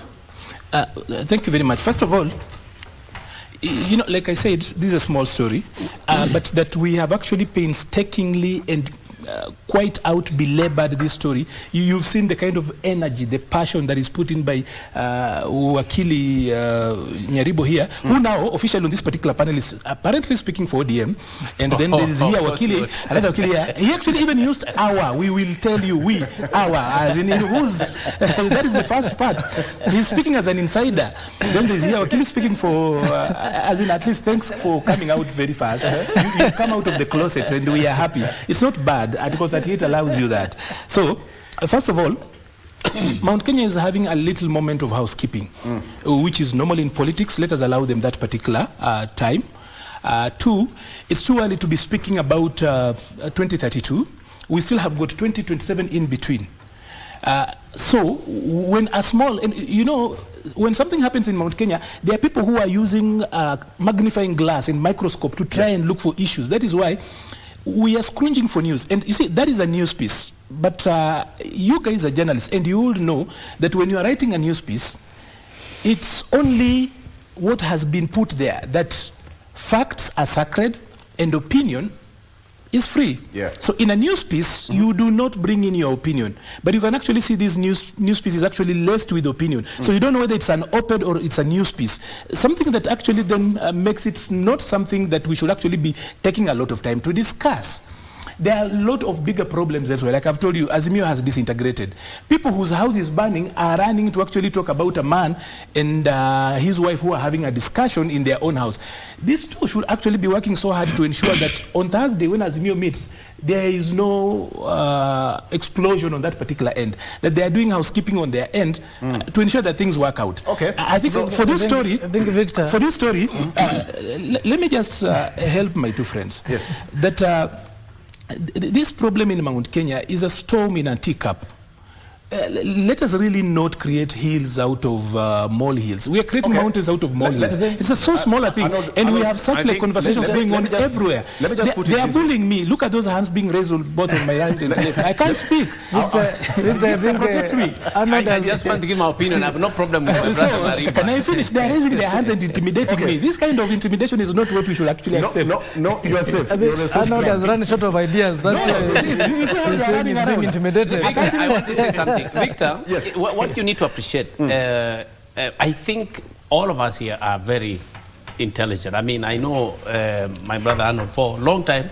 We've shared these podiums. But if there are people who are clearly understood in terms of business acumen and interest in growing their money in a country called Kenya, everyone wants to grow their money. But if there are people who are astute, who are keen, who are wise in how they tap business opportunities in this country, apart from, say, the Asians and my brothers from northern Kenya, it is the Kikuyu community. If you are talking about who is going to be a kingpin in central Kenya, it must be a person who will borrow money to the central Kenya. The moment you start removing business and money from central Kenya, whether you are a brother or a cousin, they will definitely spit you off. So this is the problem with the Gachagua actually. And I mentioned something earlier, Victor. I said, how many people in Kenya Kwanza are benefiting? How many people from central Kenya today have access to big tenders from the government? How many people from central Kenya are enjoying, as Gachagua promised them, how many people are now able from central Kenya to grow their business, grow their money? That is where the problem is. They thought that the deputy president would, create a highway for them to make money, but he has not done that. It has been realized that only about 7-10 people are enjoying in the Kenya Kwanza administration. I mean, you saw Cherargei the other day complaining bitterly about, I think, is it Murkomen who had shortchanged him over 100 million. And there are several of those examples you can see on media. And my brother says it's social media. Of course, social media is a tool and we cannot ignore it. So what I'm trying to say, Victor, Ndindi Nyoro and the likes of Ndindi Nyoro will come up for central Kenya. Yes. Several people also will come up in Western, several people will come up in Nyanza. It is all about democratic movements, democratic, warming up so that the correct and the right kind of leaders are in the office. So I think when my brother talks about being spokesman or whatever, no, Victor. The people who are like me, who stand for objective, factual analysis are actually not many. And I must say, I have absolutely, my phone is an open book. You can check. I have no brief at all from any political party or coalition. But we have to analyze on the basis of fairness and at least what, your viewers can be assisted by. Yes. I pray that Kevin Katisa should also come up somewhere in Kitui, and we can also call your name at some point in these quarters. This one, gentlemen, I want to talk about something that is quite close to us. We want to talk about law, democracy, and politics. And this one is just combined with what is happening right now. When we talk about democracy, Ndindi Nyoro has his democratic right to do whatever he wants, politically speaking. There is that bit of governance, politics and law. So let me start with you, Wakili Katisia. When you take law, democracy, and politics, where do they meet? And do they have an equilibrium point? Yes, they all meet at the politics because democracy. There are democratic laws. There are laws which provide for democracy, and this democracy is ensured, is used to ensure that the political outcome is democratically acquired and it is legally acquired. So they all meet at politics. And I think what this article is trying to say is that our politics should be legal, our politics should be democratic. And when you see somebody pursuing their political space democratically, that's the one which should be emphasized. Because, Victor, we know that, as my brother Anodia was saying, that many politicians actually, they bully their way into leadership, or rather they use other means to get into leadership. But what we should actually emphasize in our country, if we want to be a mature democracy, we have to ensure that the democratic space of every Kenyan is respected. If Ndindi Nyoro feels that he is fit to be the next deputy president, that is democratic right, and nobody should condemn him for that. The likes of Arnold and other UDA supporters allied to the deputy president should not condemn Ndindi Nyoro for that. So long as he also does that legally, because we have not seen anywhere where Ndindi Nyoro has disrespected the current deputy president. Yeah. So he's ensuring that he respects the party constitution, UDA party constitution, because in the UDA party constitution, I'm sure the deputy president is the deputy party leader. And we have not seen the Ndindi Nyoro disrespecting the deputy president. So as he pursues his political space in UDA and in government, it has to be legal, it has to be democratic. And anybody supporting him must also ensure that they do so in a more legal and a more democratic manner. So in my opinion, law and democracy meets at the political space. That's where they meet, and everything must be done within a legal manner. Yeah. So my opinion is that as we pursue and as we move towards 2027, let's hope that we do politics in a more democratic manner. If it is the UDA party, grassroots elections, let them be democratic. Let not a few individuals impose themselves on the people and say, you know, I am the current MP of this area, I have to be the party chairman, because that is why in Mount Kenya, the elections could not be done. So democracy must be upheld. Yes, thank you. Arnold, where do we split the three? Where we have got democracy, we have got law, we have got politics.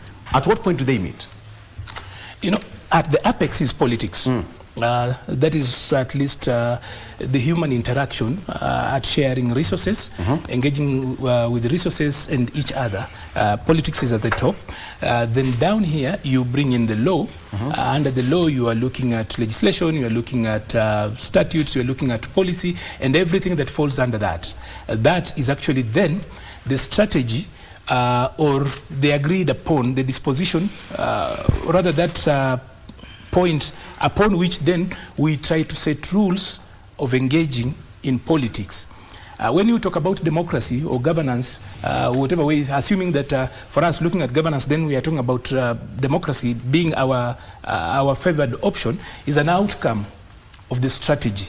So politics is the end goal, or rather the big objective. Law is actually the strategy that works out of that. And the democracy, stroke governance, whatever it is anybody chooses from wherever they are, then becomes the output. So for me, that is how you actually cascade down. Yeah. Wakili Nyadibu, have we, as a nation, really struck the three together? Which one takes precedence? You've had the two gentlemen speak of their own version. But are we in that space where we are saying that as a nation, we are able to strike the three to go in tandem? You know, Victor, I think this is a very broad question you've asked in such a small moment. I'm sure law students at the Kenyan School of Law and the political science students would really take advantage of this. But it can be discussed later in a broader sense. But you ask me, you know, where they meet. And I would like to look at this from the governance perspective, Victor. For me, I appreciate how they have analyzed, and it can be argued in any other way, Victor, but for me, democracy is on the top of the ladder. Why? All institutions in society, including political institutions, law institutions, whether you talk about the political parties, you talk about the judiciary, you talk about the legal fraternity, you talk about the prisons, the criminal justice system. All these must be democratic. And especially for a country like Kenya, all our institutions are based on the democratic governance of our country. So for me, it's all about how we respect democracy in each institution of our country. And that is what can make proper governance. So where they all meet, of course, if you talk about law as it is used by, police, prisons, legal justice system, criminal justice system, that is law. But when you talk about politics, again, we all know what politics is, as my able panelists have said. But what comes ahead of all this, in my view, is democracy. Are you governing the country democratically? In these law institutions, in these political institutions, are you respecting the free hand in each institution or not? Which brings me to what has happened in the recent past, and without dwelling there, where you see a particular arm of government is actually threatening the other arm and making it shy away from exercising its rightfully constitutionally set up democratic activities or duties. So for me, we should steer the country in a governance based on free democratic institutions, democratic governance, to allow every other institution to, share in its, small 10-20% bit of governing the country towards a better state. Yes. Very good. Let's take a break, gentlemen. Quite an interesting discussion there. Law, democracy, and politics. We'll take a break. We'll be right back. Stay with us.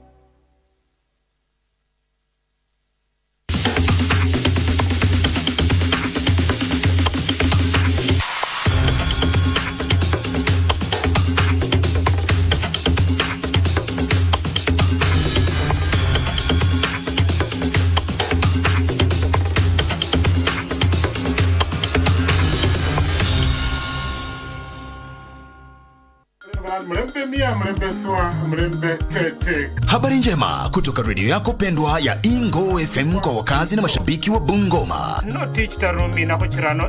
Sasa Ingo FM inasikika Ingo Bungoma kupitia masafa ya 103.5 FM.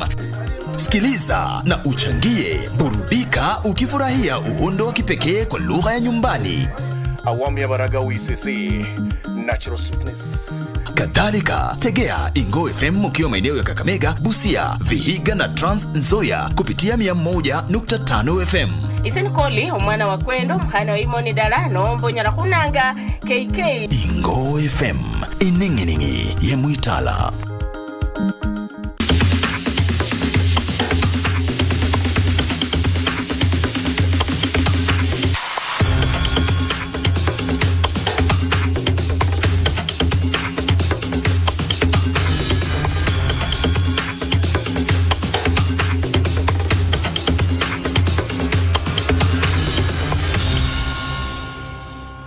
How to access KBC Online services via eCitizen. Step 1. On your web browser, search kbc.ecitizen.go.ke. Step 2. Log in using your eCitizen account or create a new eCitizen account and log in. Step 3. Enter your OTP, which will be sent to you via SMS or email. Step 4. Select Matangazo service. Step 5. Read the service instructions. Step 6. Enter your general details. Step 7. Enter your service details and click complete. Step 8. Submit your application and await feedback from eCitizen. Step 9. Click on Pay and your payment will be made automatically via M-Pesa and your service will be delivered. Step 10. You will then receive an invoice to confirm your payment. For any assistance, reach us on email ecitizen@kbc.co.ke. Telephone number +254 20 22 41 896.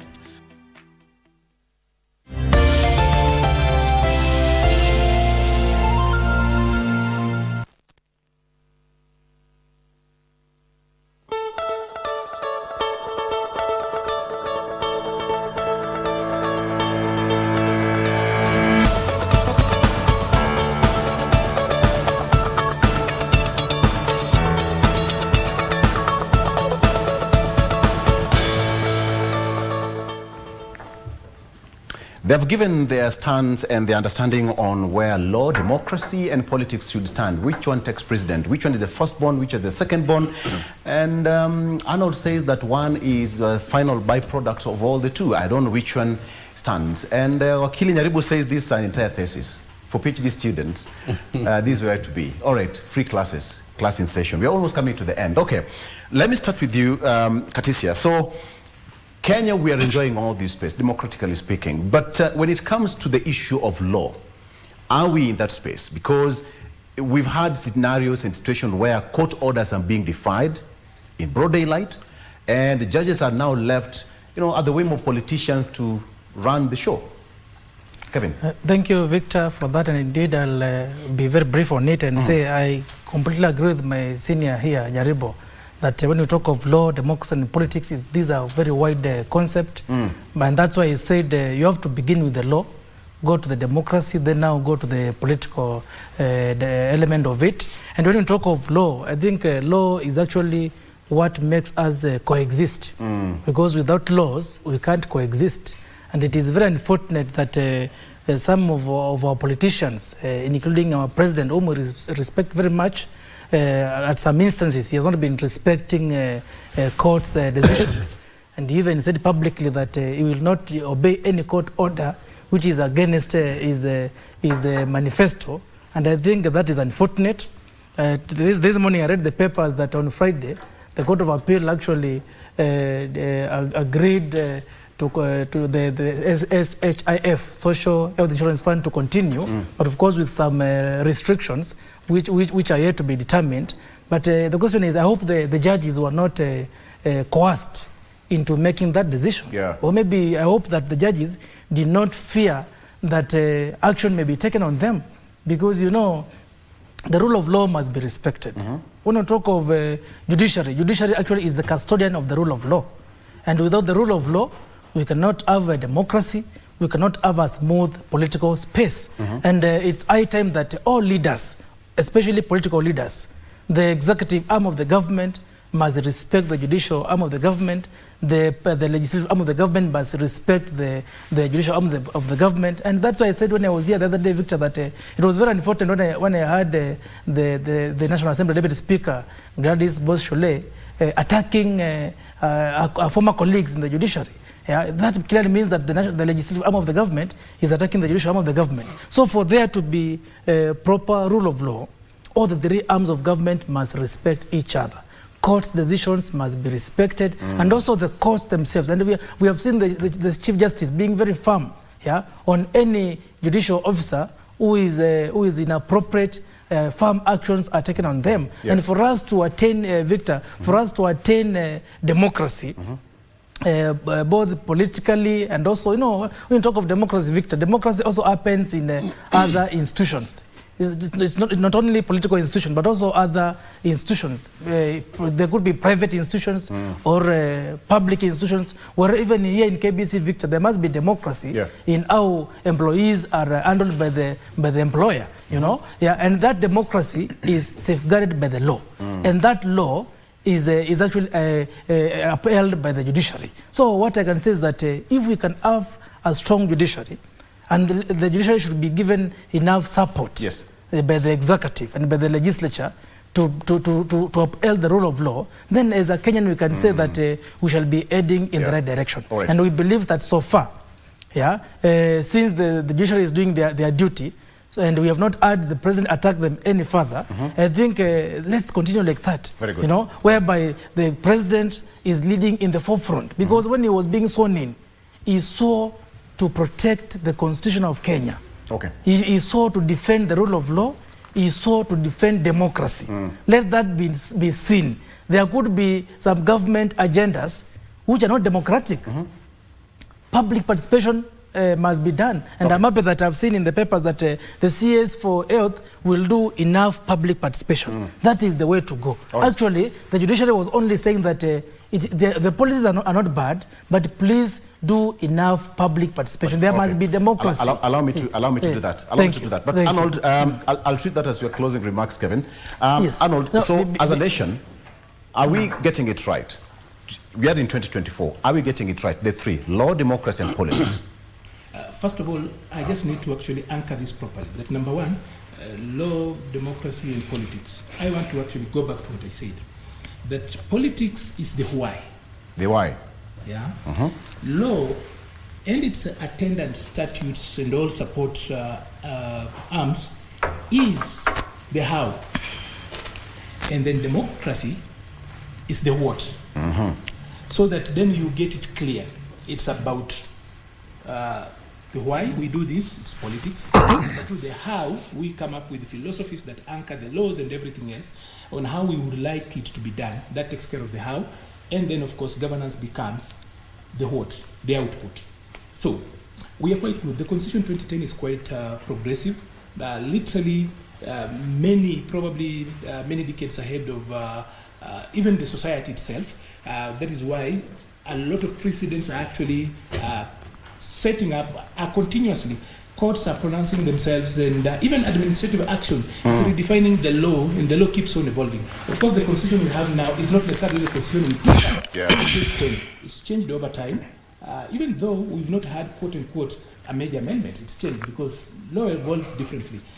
We are getting it right because at least we have got a president, number one, who respects the rule of law. I saw when he was in Nyandarua, we had this particular remarks he made, and it's really caused a ruckus that does not exist. It's a phenomenon that is not there. The president, for example, never used the word defy. Again, I will go back to the rules of writing a news piece. It's facts, being sacred, opinion is free. In the president's speech on it, he never used the word defy. He raised issues with specific cases, and he said a few individuals. How we collectivized a few issues to actually mean the entire judiciary really beats me. Two, where the media got the word defy is that place. Literally, the media should also call itself to a table. Where did they get the word defy? The president never said he will defy. And in writing a news piece, you do not go ahead to interpret and allocate and abrogate opinions over and above what has been said. That is why we take the comment as it is. The president said what we should not accept as a society is judicial impunity and judicial tyranny. But what did he call for? He called for a national dialogue in the problems with the judiciary. But I will walk you back in one sentence. In 2012, when CJ Mutunga Emeritus was actually handing over, he said we need to have a conversation about corruption in the judiciary. That is an insider, a ranking man. When Maraga was actually handing over, he said the same thing, that we need to have a conversation about judicial malpractices.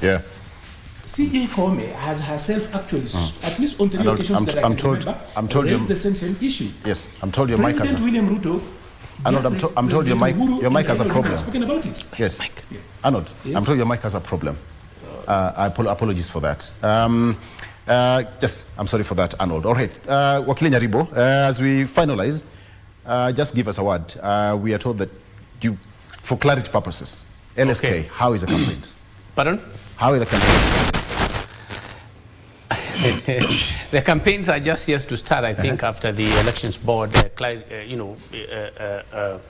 clears all, the candidates, and I think in the course of the week or so, or in the course of a week or next week, they should be able to declare the campaigns began. But do not dissuade me to avoid to comment, Victor, that democracy is all we need as a country. Who cares about politics? I mean, you can go on top of Prados and V8 and what the other cars they use, and they sing as much as you want. But if you allow the police independently to do their work, you allow judiciary independently to do their work, you allow the legal fraternity, we earn our bread, we will not mind what kind of politics you want to shout. That's okay. How does that bring nationalism? Democracy brings nationalism because everybody is able to go to manufacturing. Yes. Women are able to go to trade in the morning. There is no city council that is going to batter people who are doing their, roadside sales. So democracy, in my honest and humble view, is the core, is the heart of the movement of a nation. If you want to go to State House and do all the kind of change of whatever policies and the change who sits in which office, that is okay. But citizens should be allowed a democratic space to speak, free speech, to go do their trade, do manufacturing without being harassed by autocratic and authoritative, State House comments. I will not go into all these hula ballows that have been going on, between the State House and the judiciary. But let me say this, judges have nothing to fear. Judges are trained lawyers. Even if they were to come out of the judiciary, they will come here, they will get Arnold. Arnold will hire them tomorrow. Katisia, my colleague also, even if he's a lawyer, again, he can hire me. So lawyers and judges have got nothing to fear unless somebody is putting actual physical threat to their lives. They have absolutely nothing to fear. So in terms of independence of the judiciary, I agree with Arnold. Mzee Kenyatta said there is corruption. Kibaki said there is corruption. So did Moi say there is corruption. And even Uhuru himself said there is corruption. And it's not new that William Ruto is saying there is corruption. What I think the country is opposing is the generalized attack on all judges. And that is where even my learned friend, Senior Counsel Ahmed Nasir, went wrong. When you blanketly condemn everybody, imagine a honest judicial officer who is earning his salary and doing his work, and you just say the judiciary is very corrupt. That is where the problem is, Victor, and I think the State House should desist from that. Right. After 30 seconds, I say something about counties. I'm told, when you see my director on the floor, that means that things are thick. Things are thick. We have to leave. Okay. Thank you so much. Arnold Nyaribo. Arnold Maliba. He's Nyaribo today. My mind was working in a quick way. All right. Thank you, gentlemen. Kevin Katisia, Speaker of the National Assembly, Speaker of Kitui County Assembly, thank you so much for joining us. He's also an advocate of the High Court. Arnold Maliba. Arnold, thank you for coming to the show and for that new title that you have already. A strong fight. Yes, a strong fight. Now we know which side of your bread is buttered. I'll knock that office very soon. Open the door for us. Wakili Nyaribu, thank you so much. All right, viewers, thanks so much for watching. Good morning. I'm Victor Lo. Bye-bye.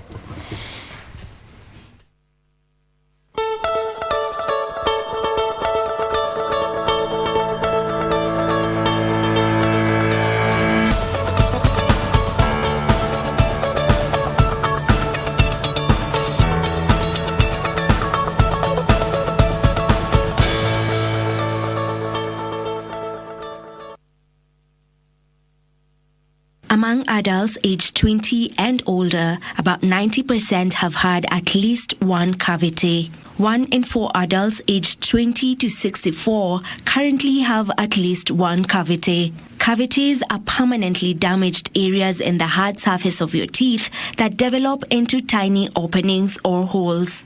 Also known as tooth decay, they are among the world's most common health problems. Dr. Collins from Abdallah and Associates Hospital gives us some insights on this common health problem. A cavity is simply, it's called a cavity, it can be a hole, it can be, in dental terms we call it caries. It's simply decay of a tooth where there's no continuity in the lining of a tooth because of corrosion. Now it creates kind of a depression on a tooth. Could be either on top, on the sides, or in between the teeth. Yes. Everyone has bacteria in their mouth.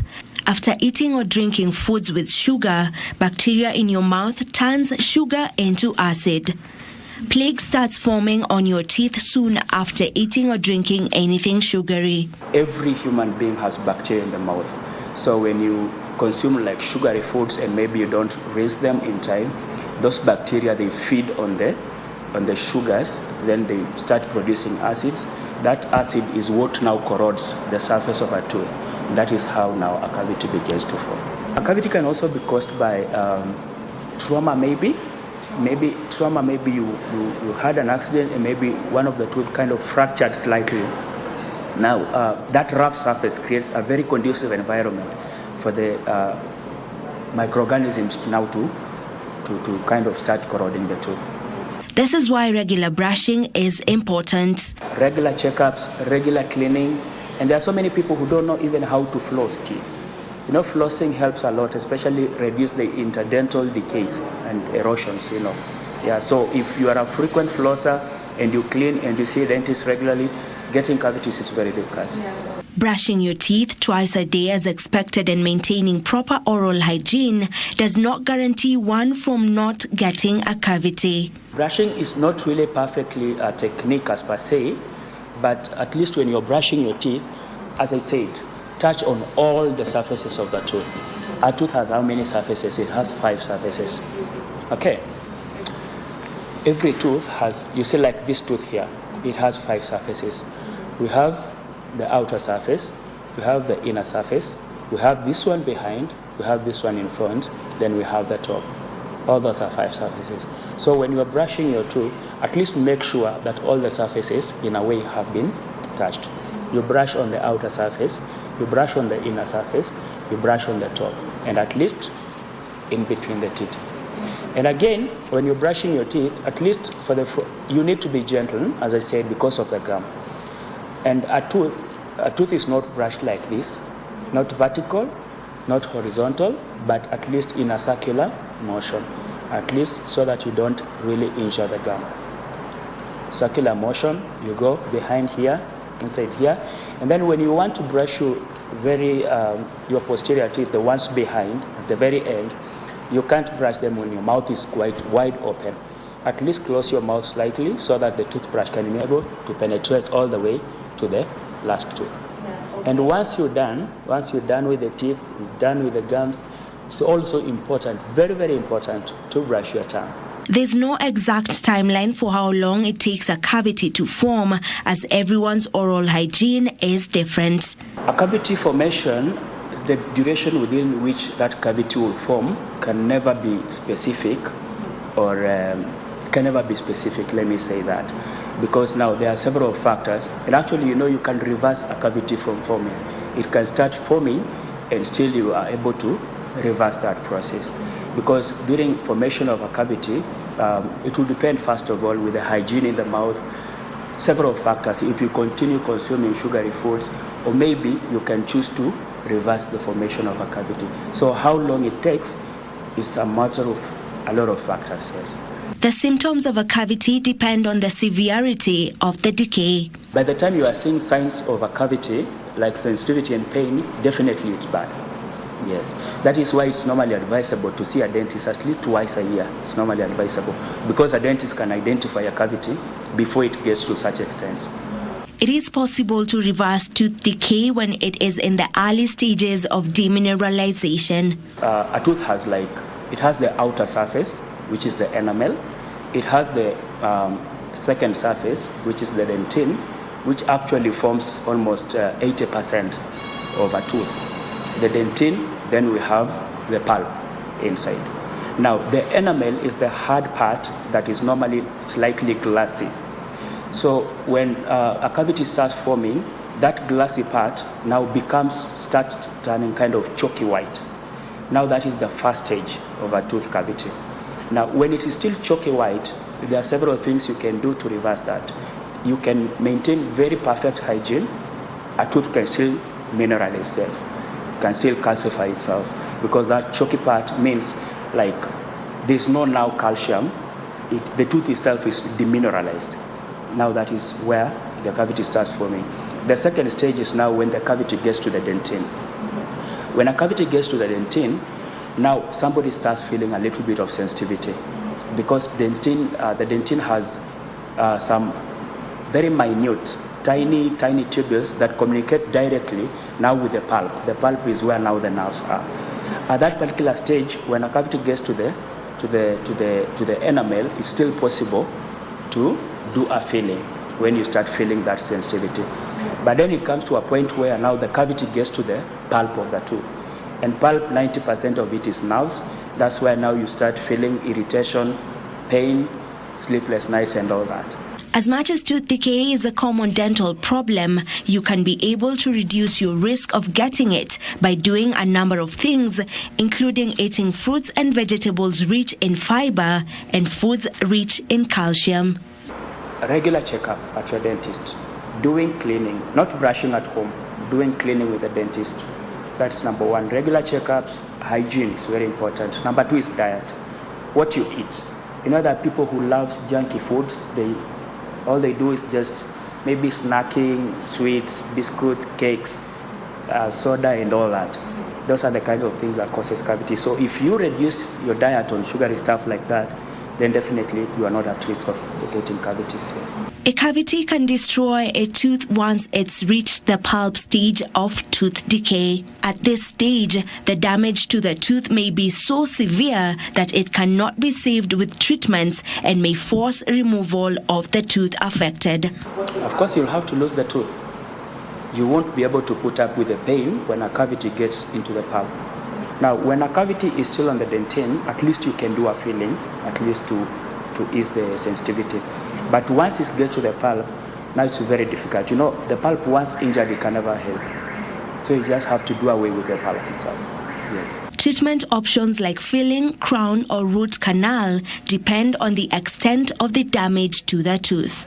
Before it gets to the dentine, when it's still, the enamel is still chalky white in color, you can apply what we call fluoride therapy.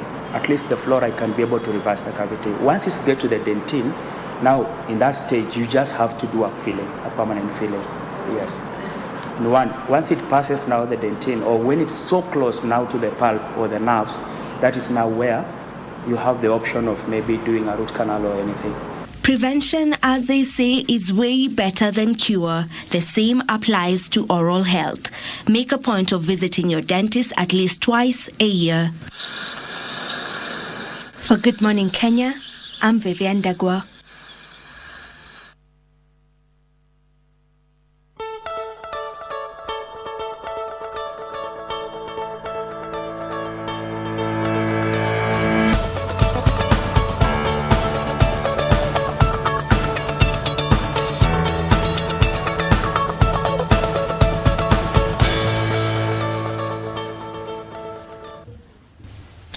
Welcome back to Good Morning Kenya. We shift gears from politics now and we get into transformative leaders. And today we are going to talk about equipping schools.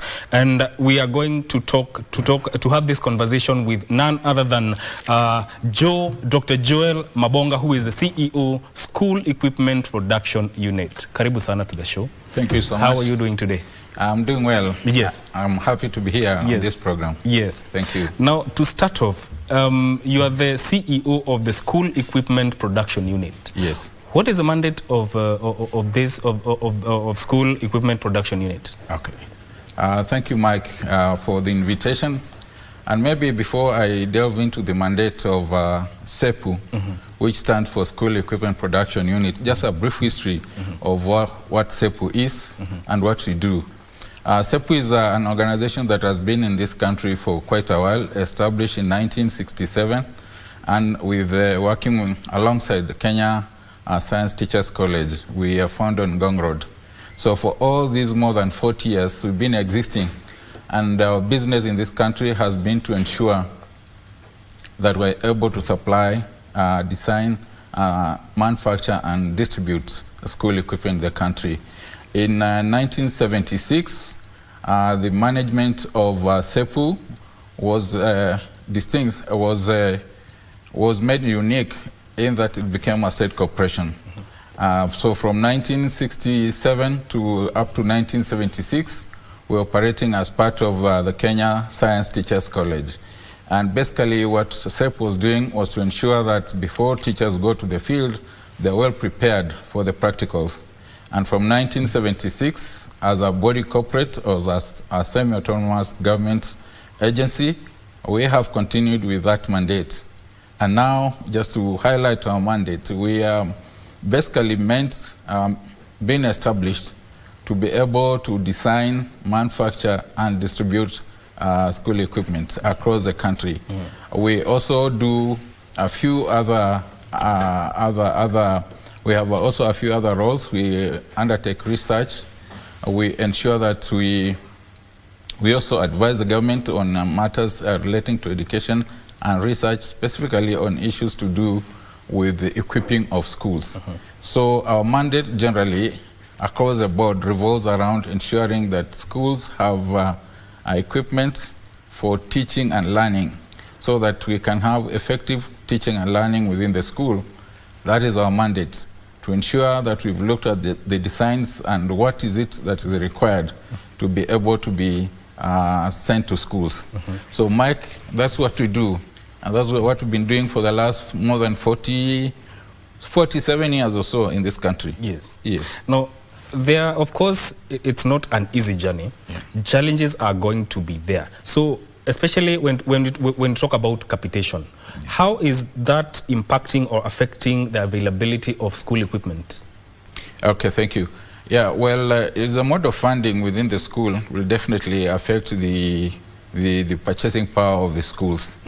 But if you look at the government approach to this, particularly when you look at items like instructional material, we've had a different change of policy from one time to another.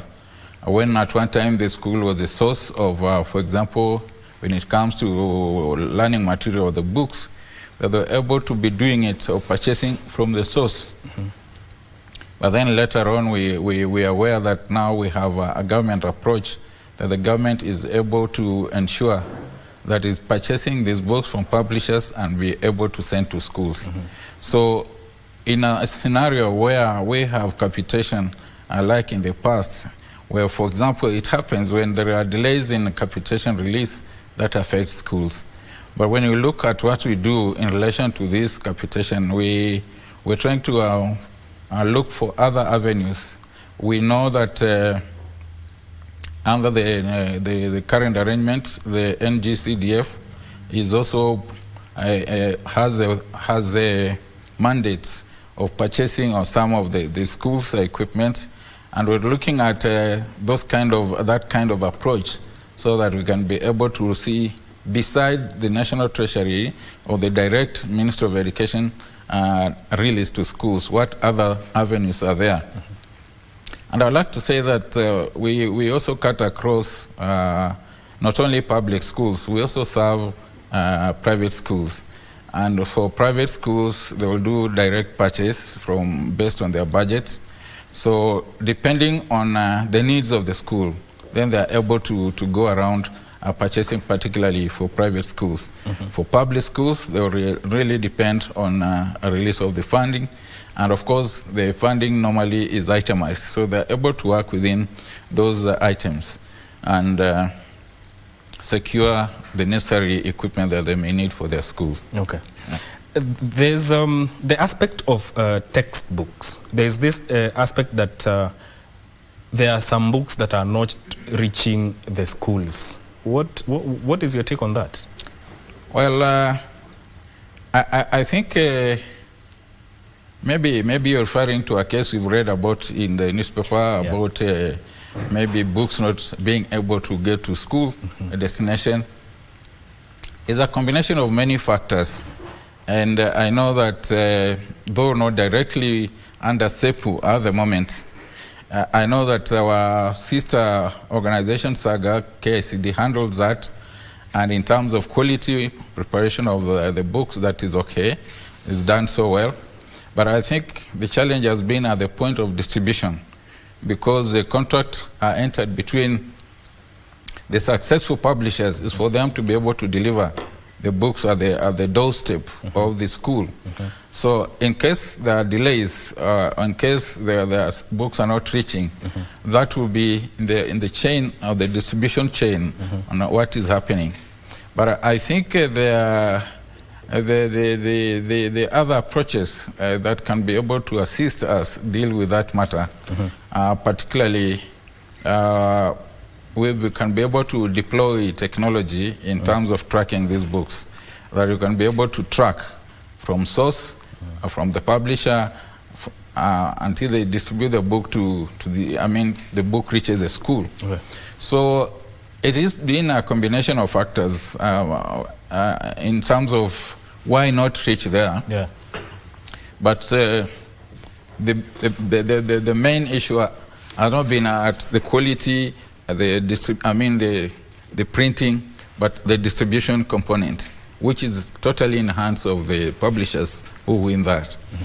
But I think if we are able to do concerned are able to deploy technology and be able to track a book, and you can be able actually to track a book and say this book belongs to school X, it is left at the publisher on this is the route is taking, and it has been delivered from the safety of your phone. Mm-hmm. Maybe these are the technologies that can be considered to ensure that we do not have hitches in terms of distribution of these books. Okay. Yeah. When we are talking about school equipment, what are some of the equipment that you provide to schools? All right. When you look at here, for any professional teacher, there are two components, what we call teaching and learning. And in most cases, we have teaching from the teacher perspective, learning from the learner perspective. Yeah. And both of them will be able to require devices or aids that can be able to ensure that the teaching and learning process is successful. So basically, for any teacher to be able to get to school, he will need, for example, he will need the design, or what we call curriculum. He will need the textbook, the reference book, himself as a teacher, and also the learner will also need the same for purpose of basically that teaching process. But if now you venture into a few other areas like the science subjects, you need, for example, for us to ensure that we've deepened our sciences within our schools, you need, for example, a laboratory. And within a laboratory, you may need a few other elements within the laboratory, and there are many. You may need a microscope, for example. You may need some chemicals to do that. So if you are to list all these, you'll be able to itemize even exercise book, textbooks, chalk itself, or any those manila papers we may use at maybe the lower levels. So all this is a combination of what we call teaching and learning resources that need to be available in schools. Okay. Yeah. I'd like to hear your views on how the Presidential Working Party on education reforms has impacted your operations. Okay. All right. Thanks so much, Mike. The Presidential Working Party on education. Just a minute. Before you continue, we'll come back to that. We'll take a short break. We'll be right back. You.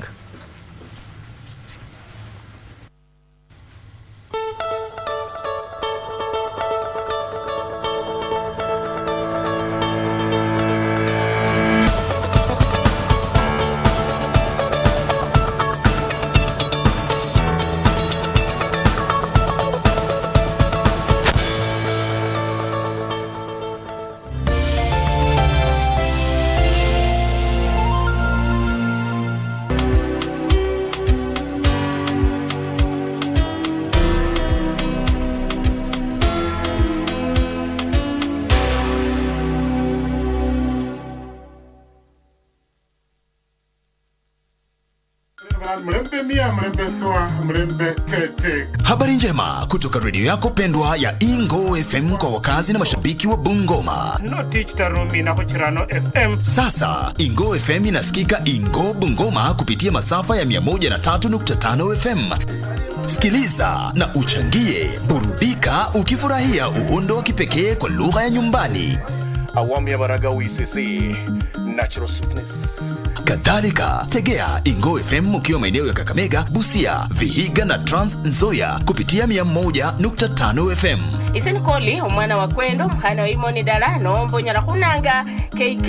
Ingo FM, ininginingi ye Muitala.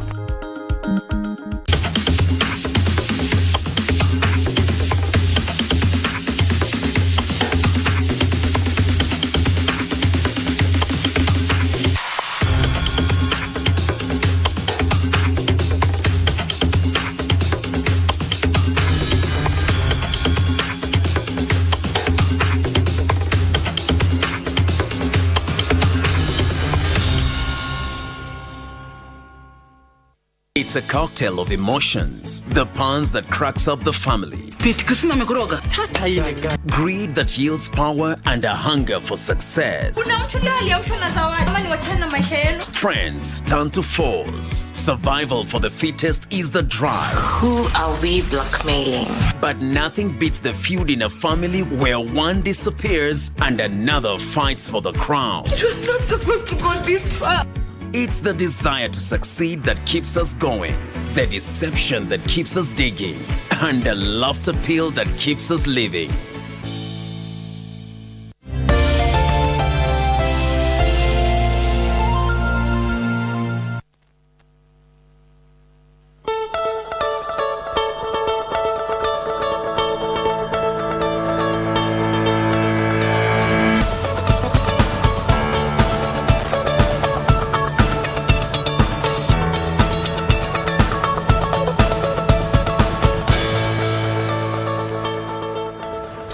Welcome back to Good Morning Kenya. Before we went on a break, you were talking about the impact of Presidential Working Party on school equipment production unit. Please continue. Thank you, Mike.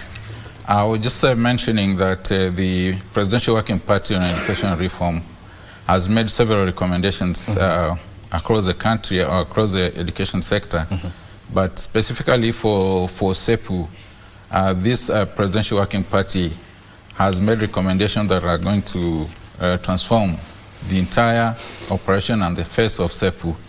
One is that it has recommended the change of name. So we're going to change from being called SEPU to School Learning and Instructional Material Center.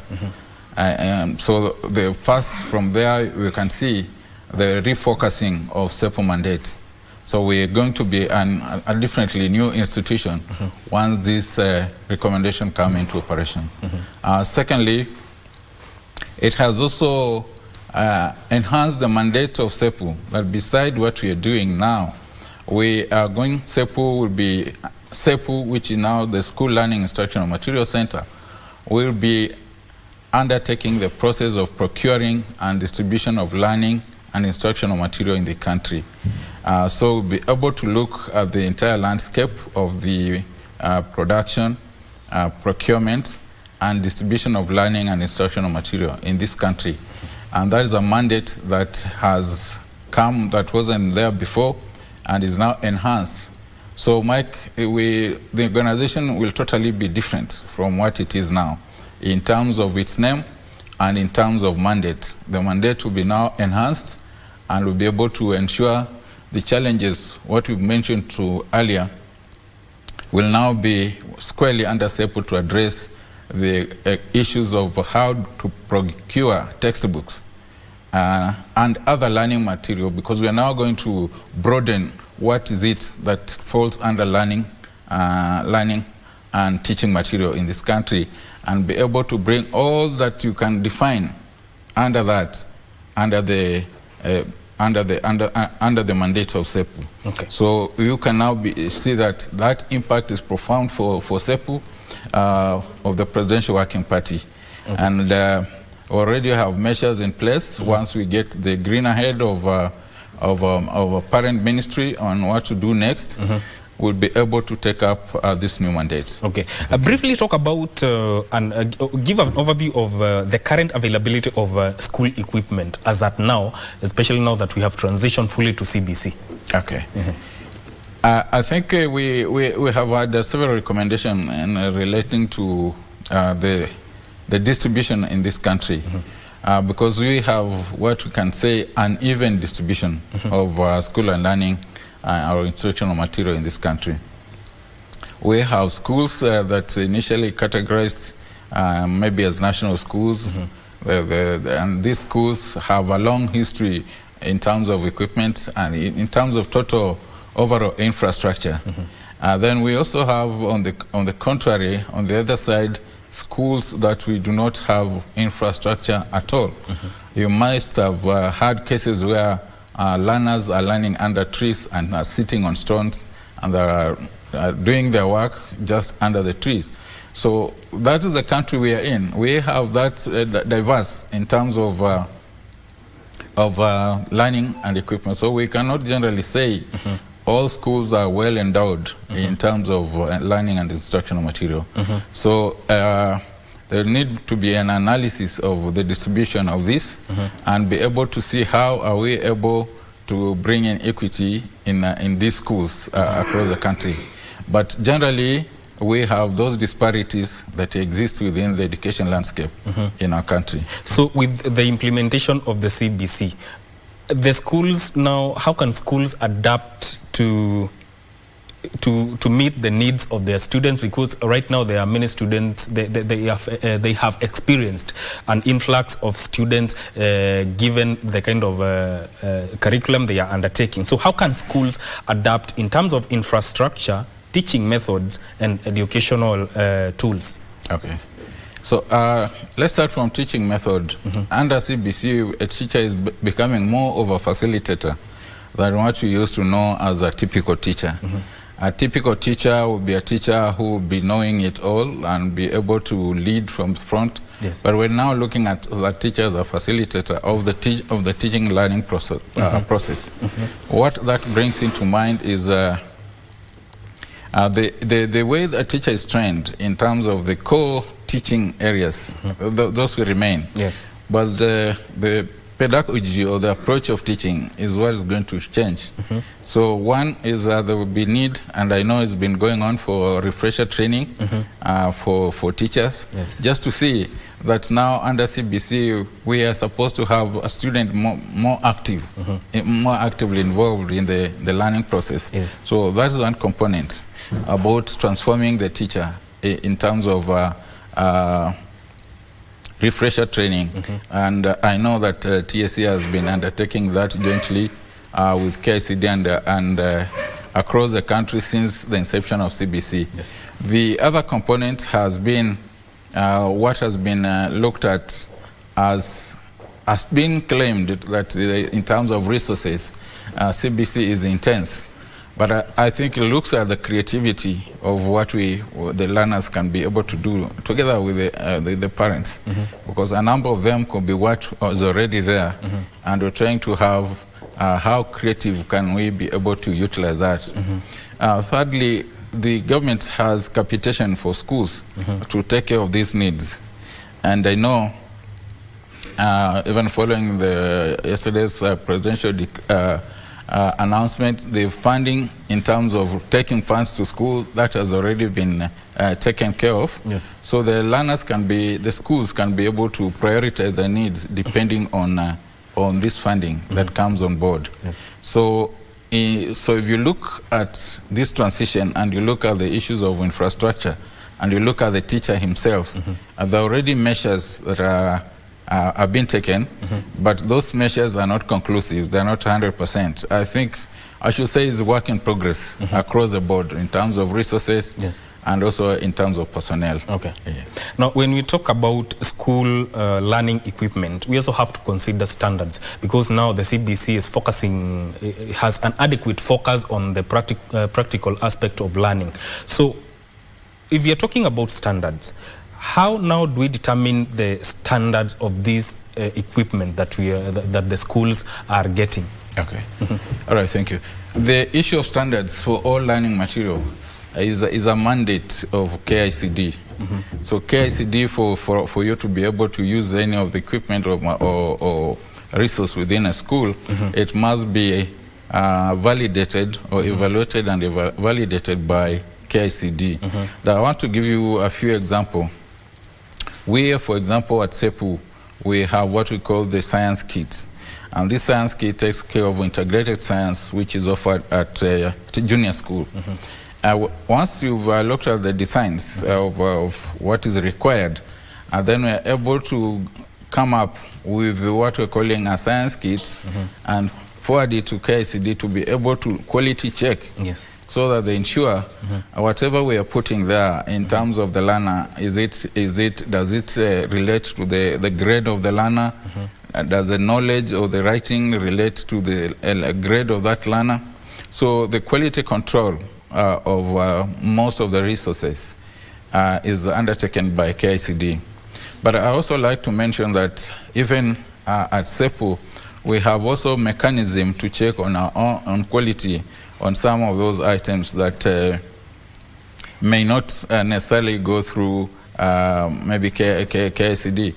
For instance, we have a mobile lab, and a mobile lab is what is an innovation that we've come up with to ensure that in cases of where we have inadequate lab facilities, and a school is not able to construct a 4-wall unit, and they call it a lab, they can be able to get to SEPU for purposes of acquiring a mobile lab.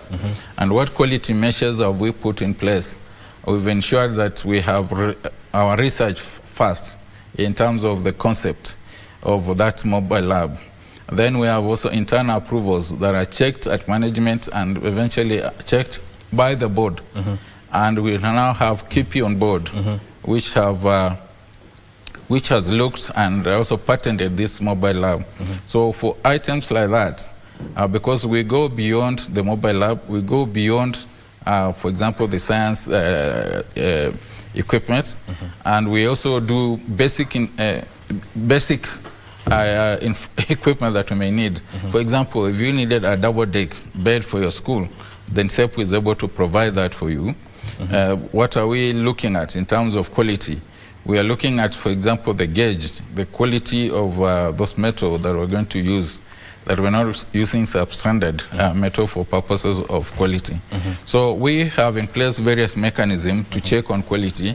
One, we have KSIDO on one part, but also we have within SEPU measures to ensure that what we produce and what we design, produce, and distribute is also of quality. We have also got feedback from our clients, for example, on a number of equipment that we've been able to supply in relation to the quality. And we also use this quality to enhance. We've had positive that the material or the equipment we're supplying are good quality. We've been also using such feedback to ensure that some of those items are quality. Thank you.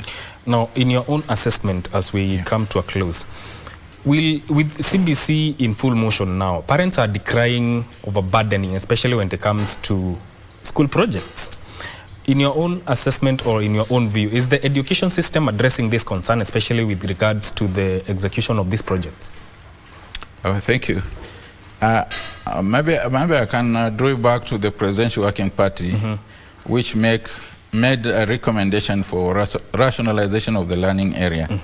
And we're aware that the Ministry of Education on 20th of December released a circular which was rationalizing the various learning areas and bringing down some and ensuring that those that complain that it was overloaded, so to say, is taken care of. For example, we have between grade 4 and 6, those learning areas have been reduced to 8, or not reduced, actually rationalized to 8. So that aspect of the cry that was there, that CBC is a burden, is too much, was already addressed by the Presidential Working Party. And the Ministry of Education has gone ahead to ensure that it has sent out a circular that reduces what was perceived as the burden. But I think what is the bottom line of CBC is about competencies, of exposing a learner to various, to bring out the various competencies of a learner. So that if it is broad-based, you can be able to find your way out.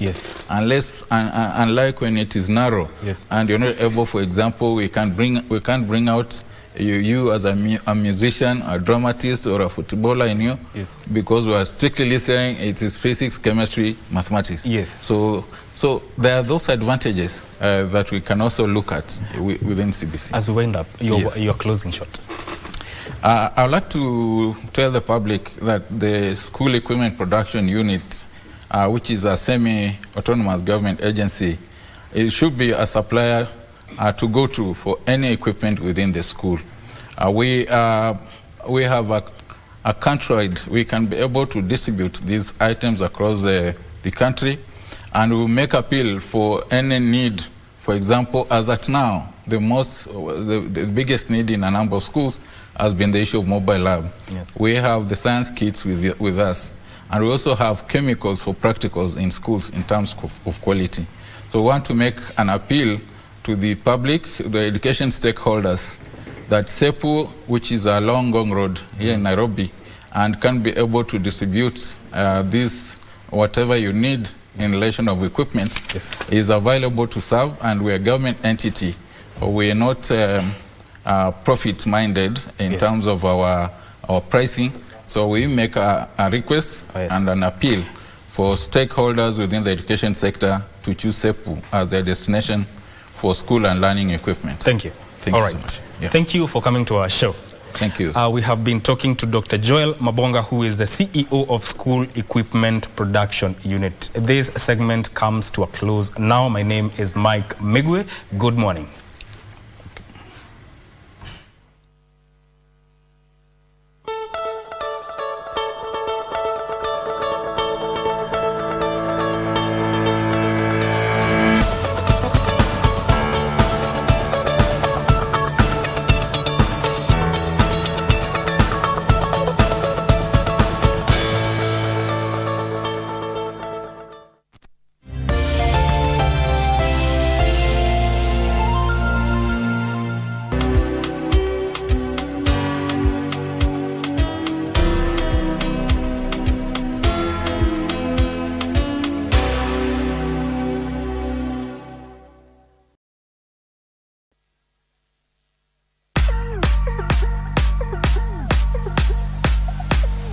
Nasema mafan wote sasa KBC ndio kusema.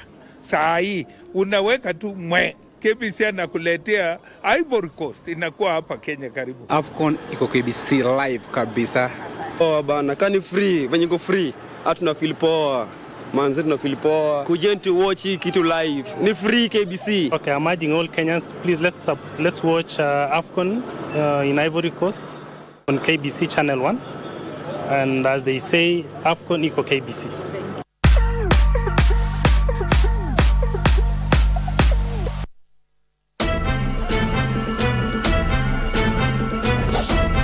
Get ready for the captivating return of the FKF Premier League, exclusively on KBC. Brace yourself for the thrill of football as 18 teams battle it out for glory. Every week, KBC brings you not one, but two heart-pounding matches, delivering the best football action right to your living room. The stakes are higher than ever. The league champion takes home a handsome prize of 5 million shillings and also earns the honor of representing Kenya in the prestigious CAF Champions League. Feel the adrenaline, experience the suspense, and join the roar of the crowd as we celebrate the return of Kenya's football legacy. The FKF Premier League, live and exclusive on KBC Channel 1 and KBC radio stations. Save the date, mark your calendars, and get ready for the ultimate football spectacle. Coming to you live only on KBC. KBC, your true sports partner.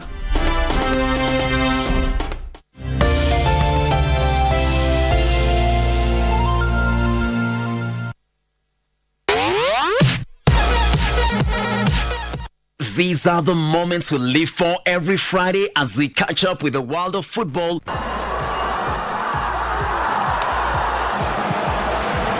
Manchester City go in front.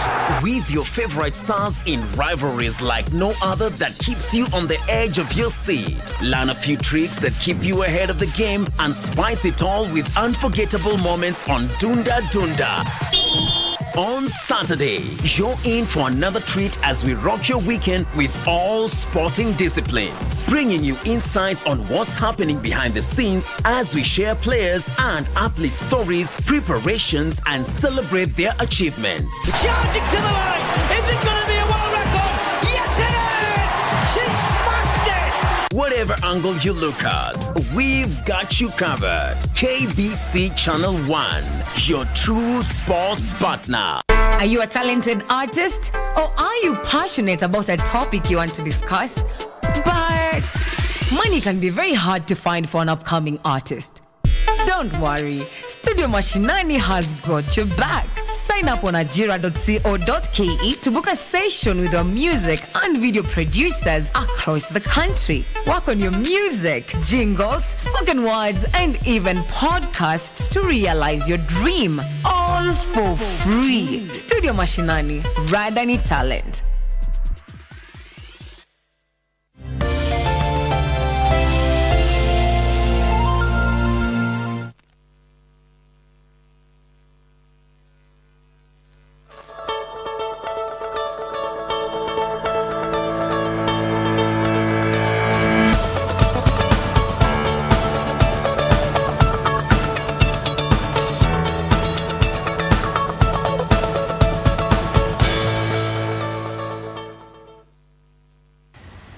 Thank you for staying with us. This is Good Morning Kenya, and my name is Vivian Ndegwa. Now, as human beings, we all experience failure at some point in our life. But the question is, how do you get to rise above it and continue flourishing? And our topic of discussion today is particularly that. And it is rising above failure, specifically as a man. And joining us for this particular discussion is Pastor David Kimani and Pastor Paul Blessing. Pastor Paul and Pastor, I was to call you doctors. You're coming. Pastor Paul and Pastor Kimani, welcome to the show. Thank you for having You're us. doing well this morning? Yes, we are. I want us to start by defining what exactly failure is. What is failure? Okay. Let me paraphrase your question. Before we say what is failure, can we ask ourselves what is not failure? Because we are in a stage whereby we have defined failure the wrong way. So if someone has failed in the society, number one, they are seen like an outcast. Failure is not the opposite of success. That is not failure. Failure simply means missing the mark. For example, I don't know whether you have played darts. All right. I remember sometimes my friends introduced me to darts, and for the first time, knowing the game, I actually won the game. And the point is just throwing the dart to a place you've targeted. Now, when you miss it, when you miss that target, now that's a failure. But that doesn't mean it ends there, because you pick your darts again, you still throw again. So basically, in a simple way, failure is all about missing the mark. And all of us are candidates of missing the mark. So that is simply what failure is all about from our own perspective. Yes. From your perspective, Pastor Paul? Thank you for having me today. So as he has said, failure, I usually take it as a teacher, because most things that we want to know always is something new. You want to achieve something, you want to, maybe someone did and you saw it done by another, you want to do it yourself. You will not do as they did exactly. You may do it your own way.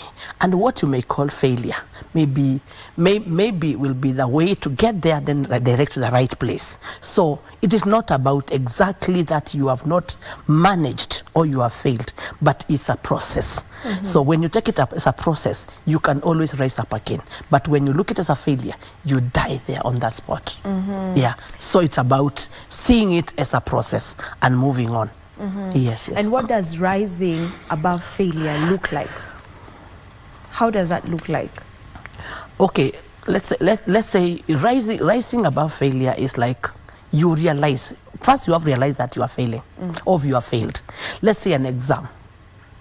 For example, you were expecting so much. Maybe you are getting A's when you are preparing an exam, but at the end of the final, you get a D. So everybody will attack you, and you also see yourself as a crushed person. So to rise out of there, you need support from your surrounding, and you need support from inside. Because if they crush you and you accept crushing, you are done. But if you see this as a process and that you can rise up, because even when it is an exam, let's say you are failing for 4, you can repeat, you can do to Tibet or whatever they call them, you can go for a college, and you can even do a bridging. There's always a way. So if you accept this failure, you race. But if you see as you have failed, you find someone gets into drugs and they become wasted. Yes. Yeah.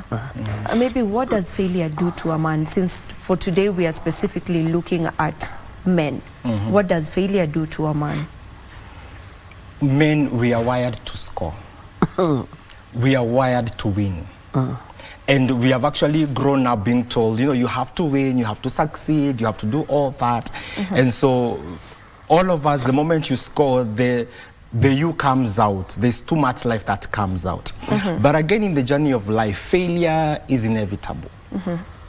So what failure does to a man in most scenarios, because we have been wired to win and to succeed and to make it, it actually kicks us off from the place where we stand.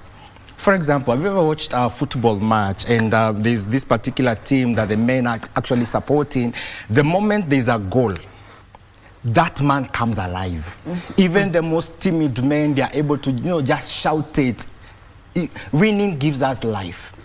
When we fail, we go to a cocoon of like, what did I just do? And this is simply because we have taught our men how to succeed, but we never prepared them for failure. Because in this journey of success, my brothers, you will fail at some point. Let's agree that. That's true. All of us are candidates of fail. I think every one of us on this platform, we have all failed at some point. I'm here because I have failed in some. That's why I'm actually here today. But you see, I did not stop there.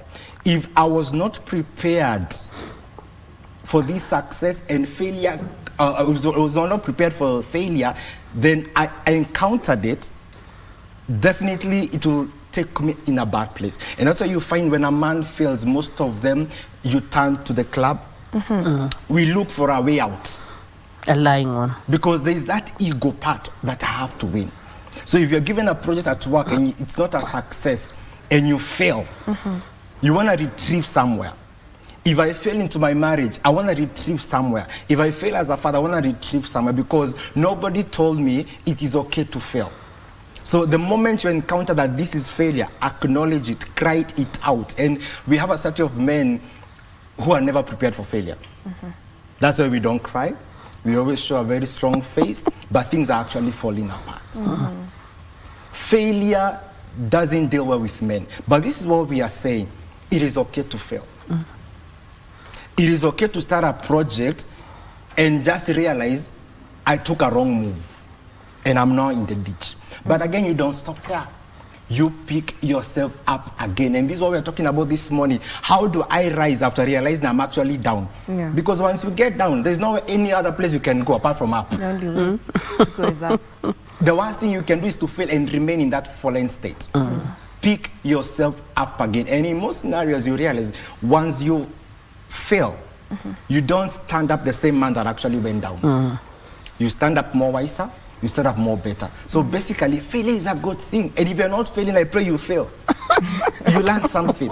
There are things that failure will teach you that no success will ever teach you. Failure is a good teacher. It makes you wiser, it makes you brilliant, it actually makes you to have a different view of life altogether. Show me a man that has failed. That's a man I want to learn from. Yes. But then you say that, and maybe there's someone who's watching us right now and they feel defeated because they keep failing over and over. You say failure is good, but there are times when someone keeps failing over and over and over. Then what now? Nothing is new under the sun. Nothing. I think about Thomas Edison. This man tried to come up with bulb 1,000 tests. And then when he made it, he was asked, how does it feel to fail 1,000 times? And he said, no, those were not failures. They were actually steps. Towards success. Towards success. Success is an accumulation of so many failures, but you rose above them.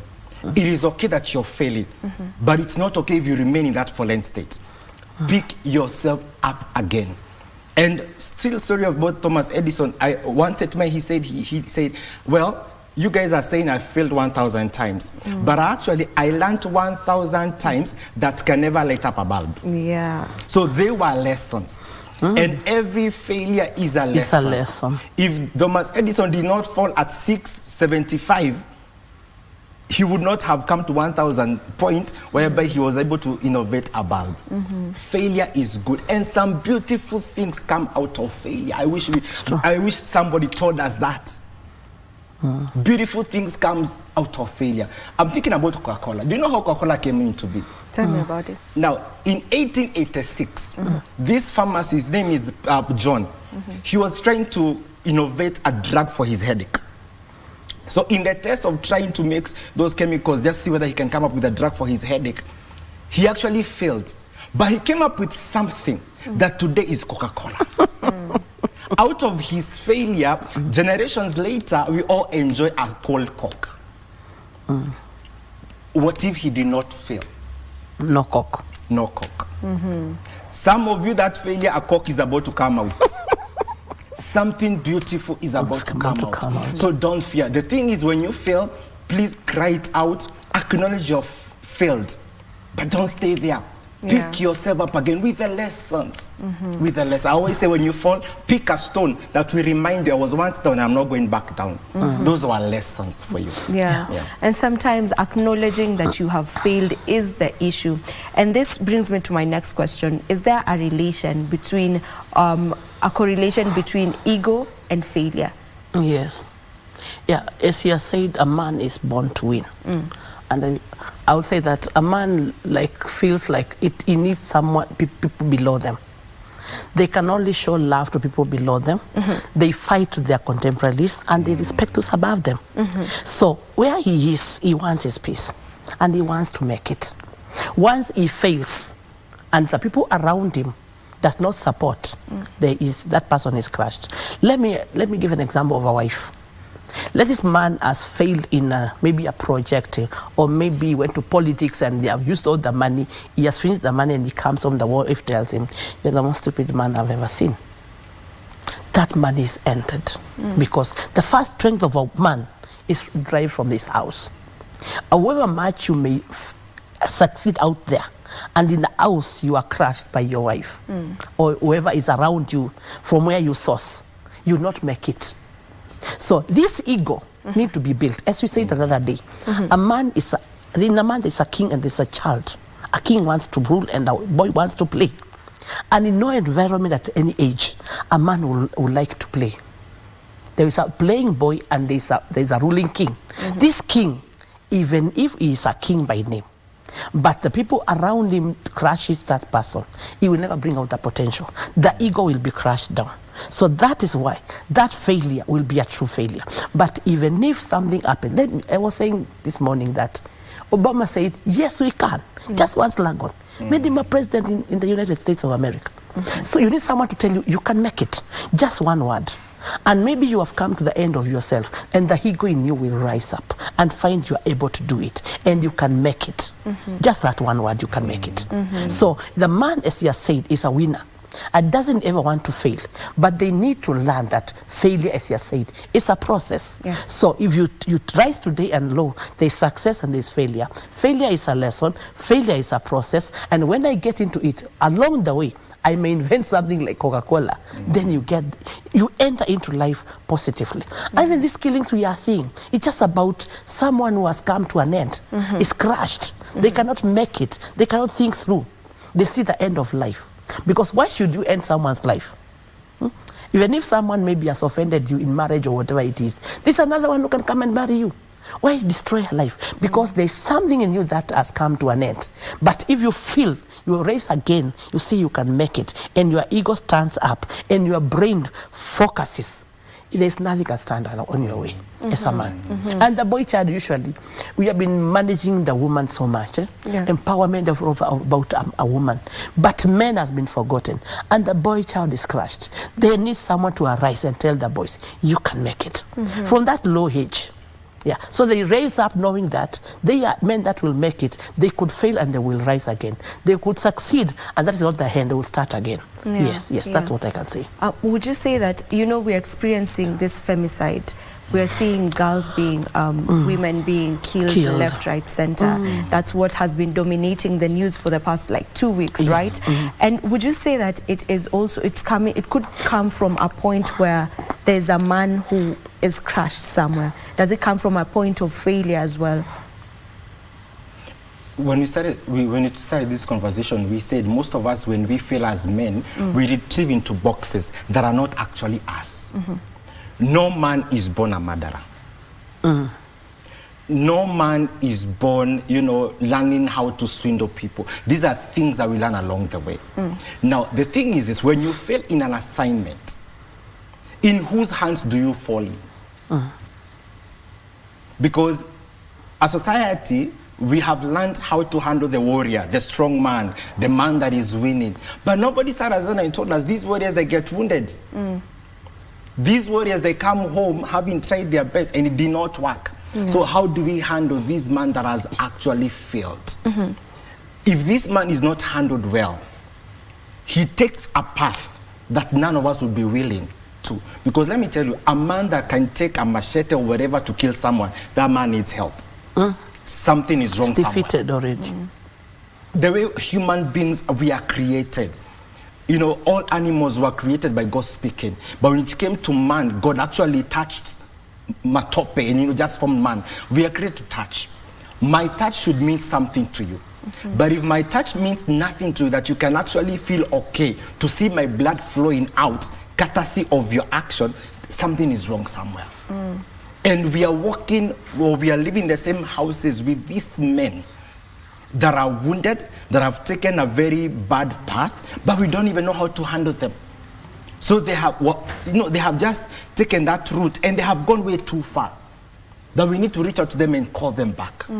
These men are not bad, but they have taken a path that is not okay. How do we handle this man when he comes home and says, you know what, I'm wounded, I'm hurting? And we talked about ego, Pastor. Most men don't say something is wrong. Yeah.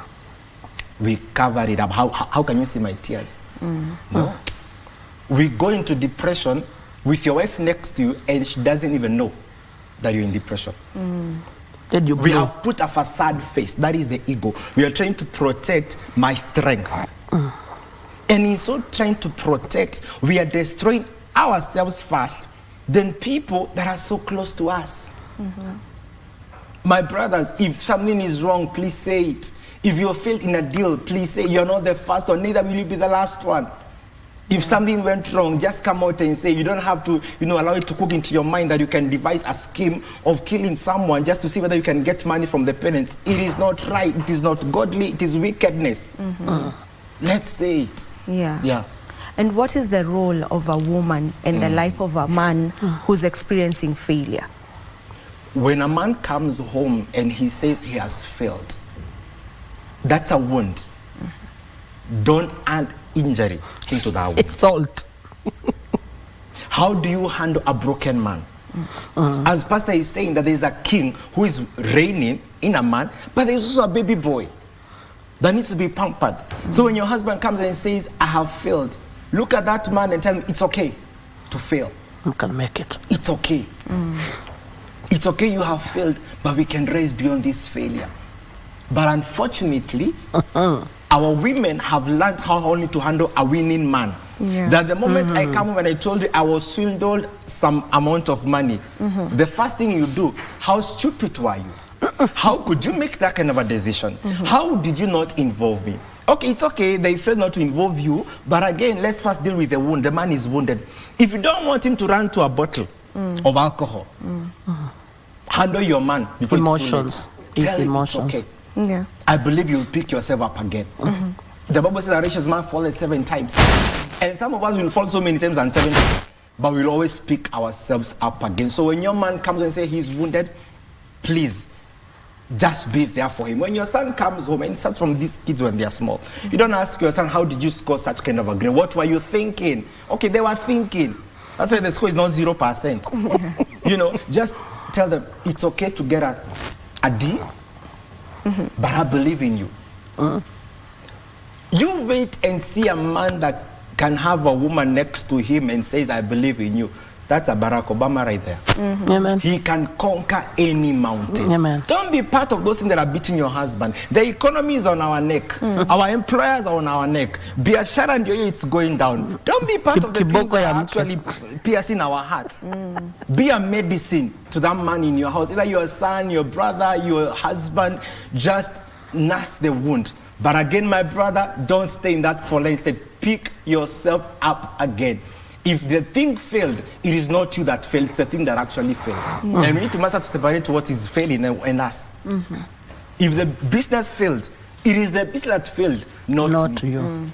If my marriage failed, it is the marriage, not me. Because you can pick yourself from any fallenness and make something substantial out of your life. Yes. And then there's something, when you get into purpose, sometimes you might feel like you've failed, you know, since you took a certain route and you feel like you failed. But actually, it wasn't really failure because your purpose was meant to be on a different kind of route. So sometimes all you need to do is a detour. Just do a detour and go to the other side. So when we talk about failure and purpose sometimes, how do we relate these two? Okay, you know, purpose is something that God designed. It's your DNA, it is your blueprint by God. So you could be thinking that you are pursuing your success, but already on a wrong lane. And of course, if God is with you, of course you have to go to that end of that road and come back, because you have to find it, unless you are doing a job and not work. Because if you are in job, you are, as we said, it is a salary based. But it's work, it's what God calls you to become. That's where purpose is. For you to get to your purpose, it is not easy to wake up and the first time you start doing what you do, you find your purpose. You find so many people, they went through different lanes, you failed and you redirected, and at last you come to realize, this is me. And that's where satisfaction is. And before you get there, failure is inevitable. So along the way, as you continue to looking into your purpose, if you go and fail the first one, that maybe you invested a lot of money, your input of your family, and everybody around you was like, this is the way, and we think, you know, some of the people that get job is like, you go for an attachment. After school, maybe you are sent an attachment somewhere, and they go and see the value in you. They say, we can't lose this value. And they take you in, employ you because they want that they see in you. But that is not you. So if you continue to stay that, you're already a failure in life. And because you love the satisfaction, you will surely have to show like you are failing. But it's the direction, a detour, as you have said, towards where you are supposed to become. And throughout this purpose, you need the people around you to support you. As we have spoken about, the person who is around you, what they tell you when you have failed. A man, if you tell a man you are a failure, he will hate you all the days of his life. But look, are very key. When we say that, when you speak, okay, you create. I failure. So they must speak something positive in themselves, build it out. Otherwise, but building by outside it will achieve. And in case of a failure, you rise and go.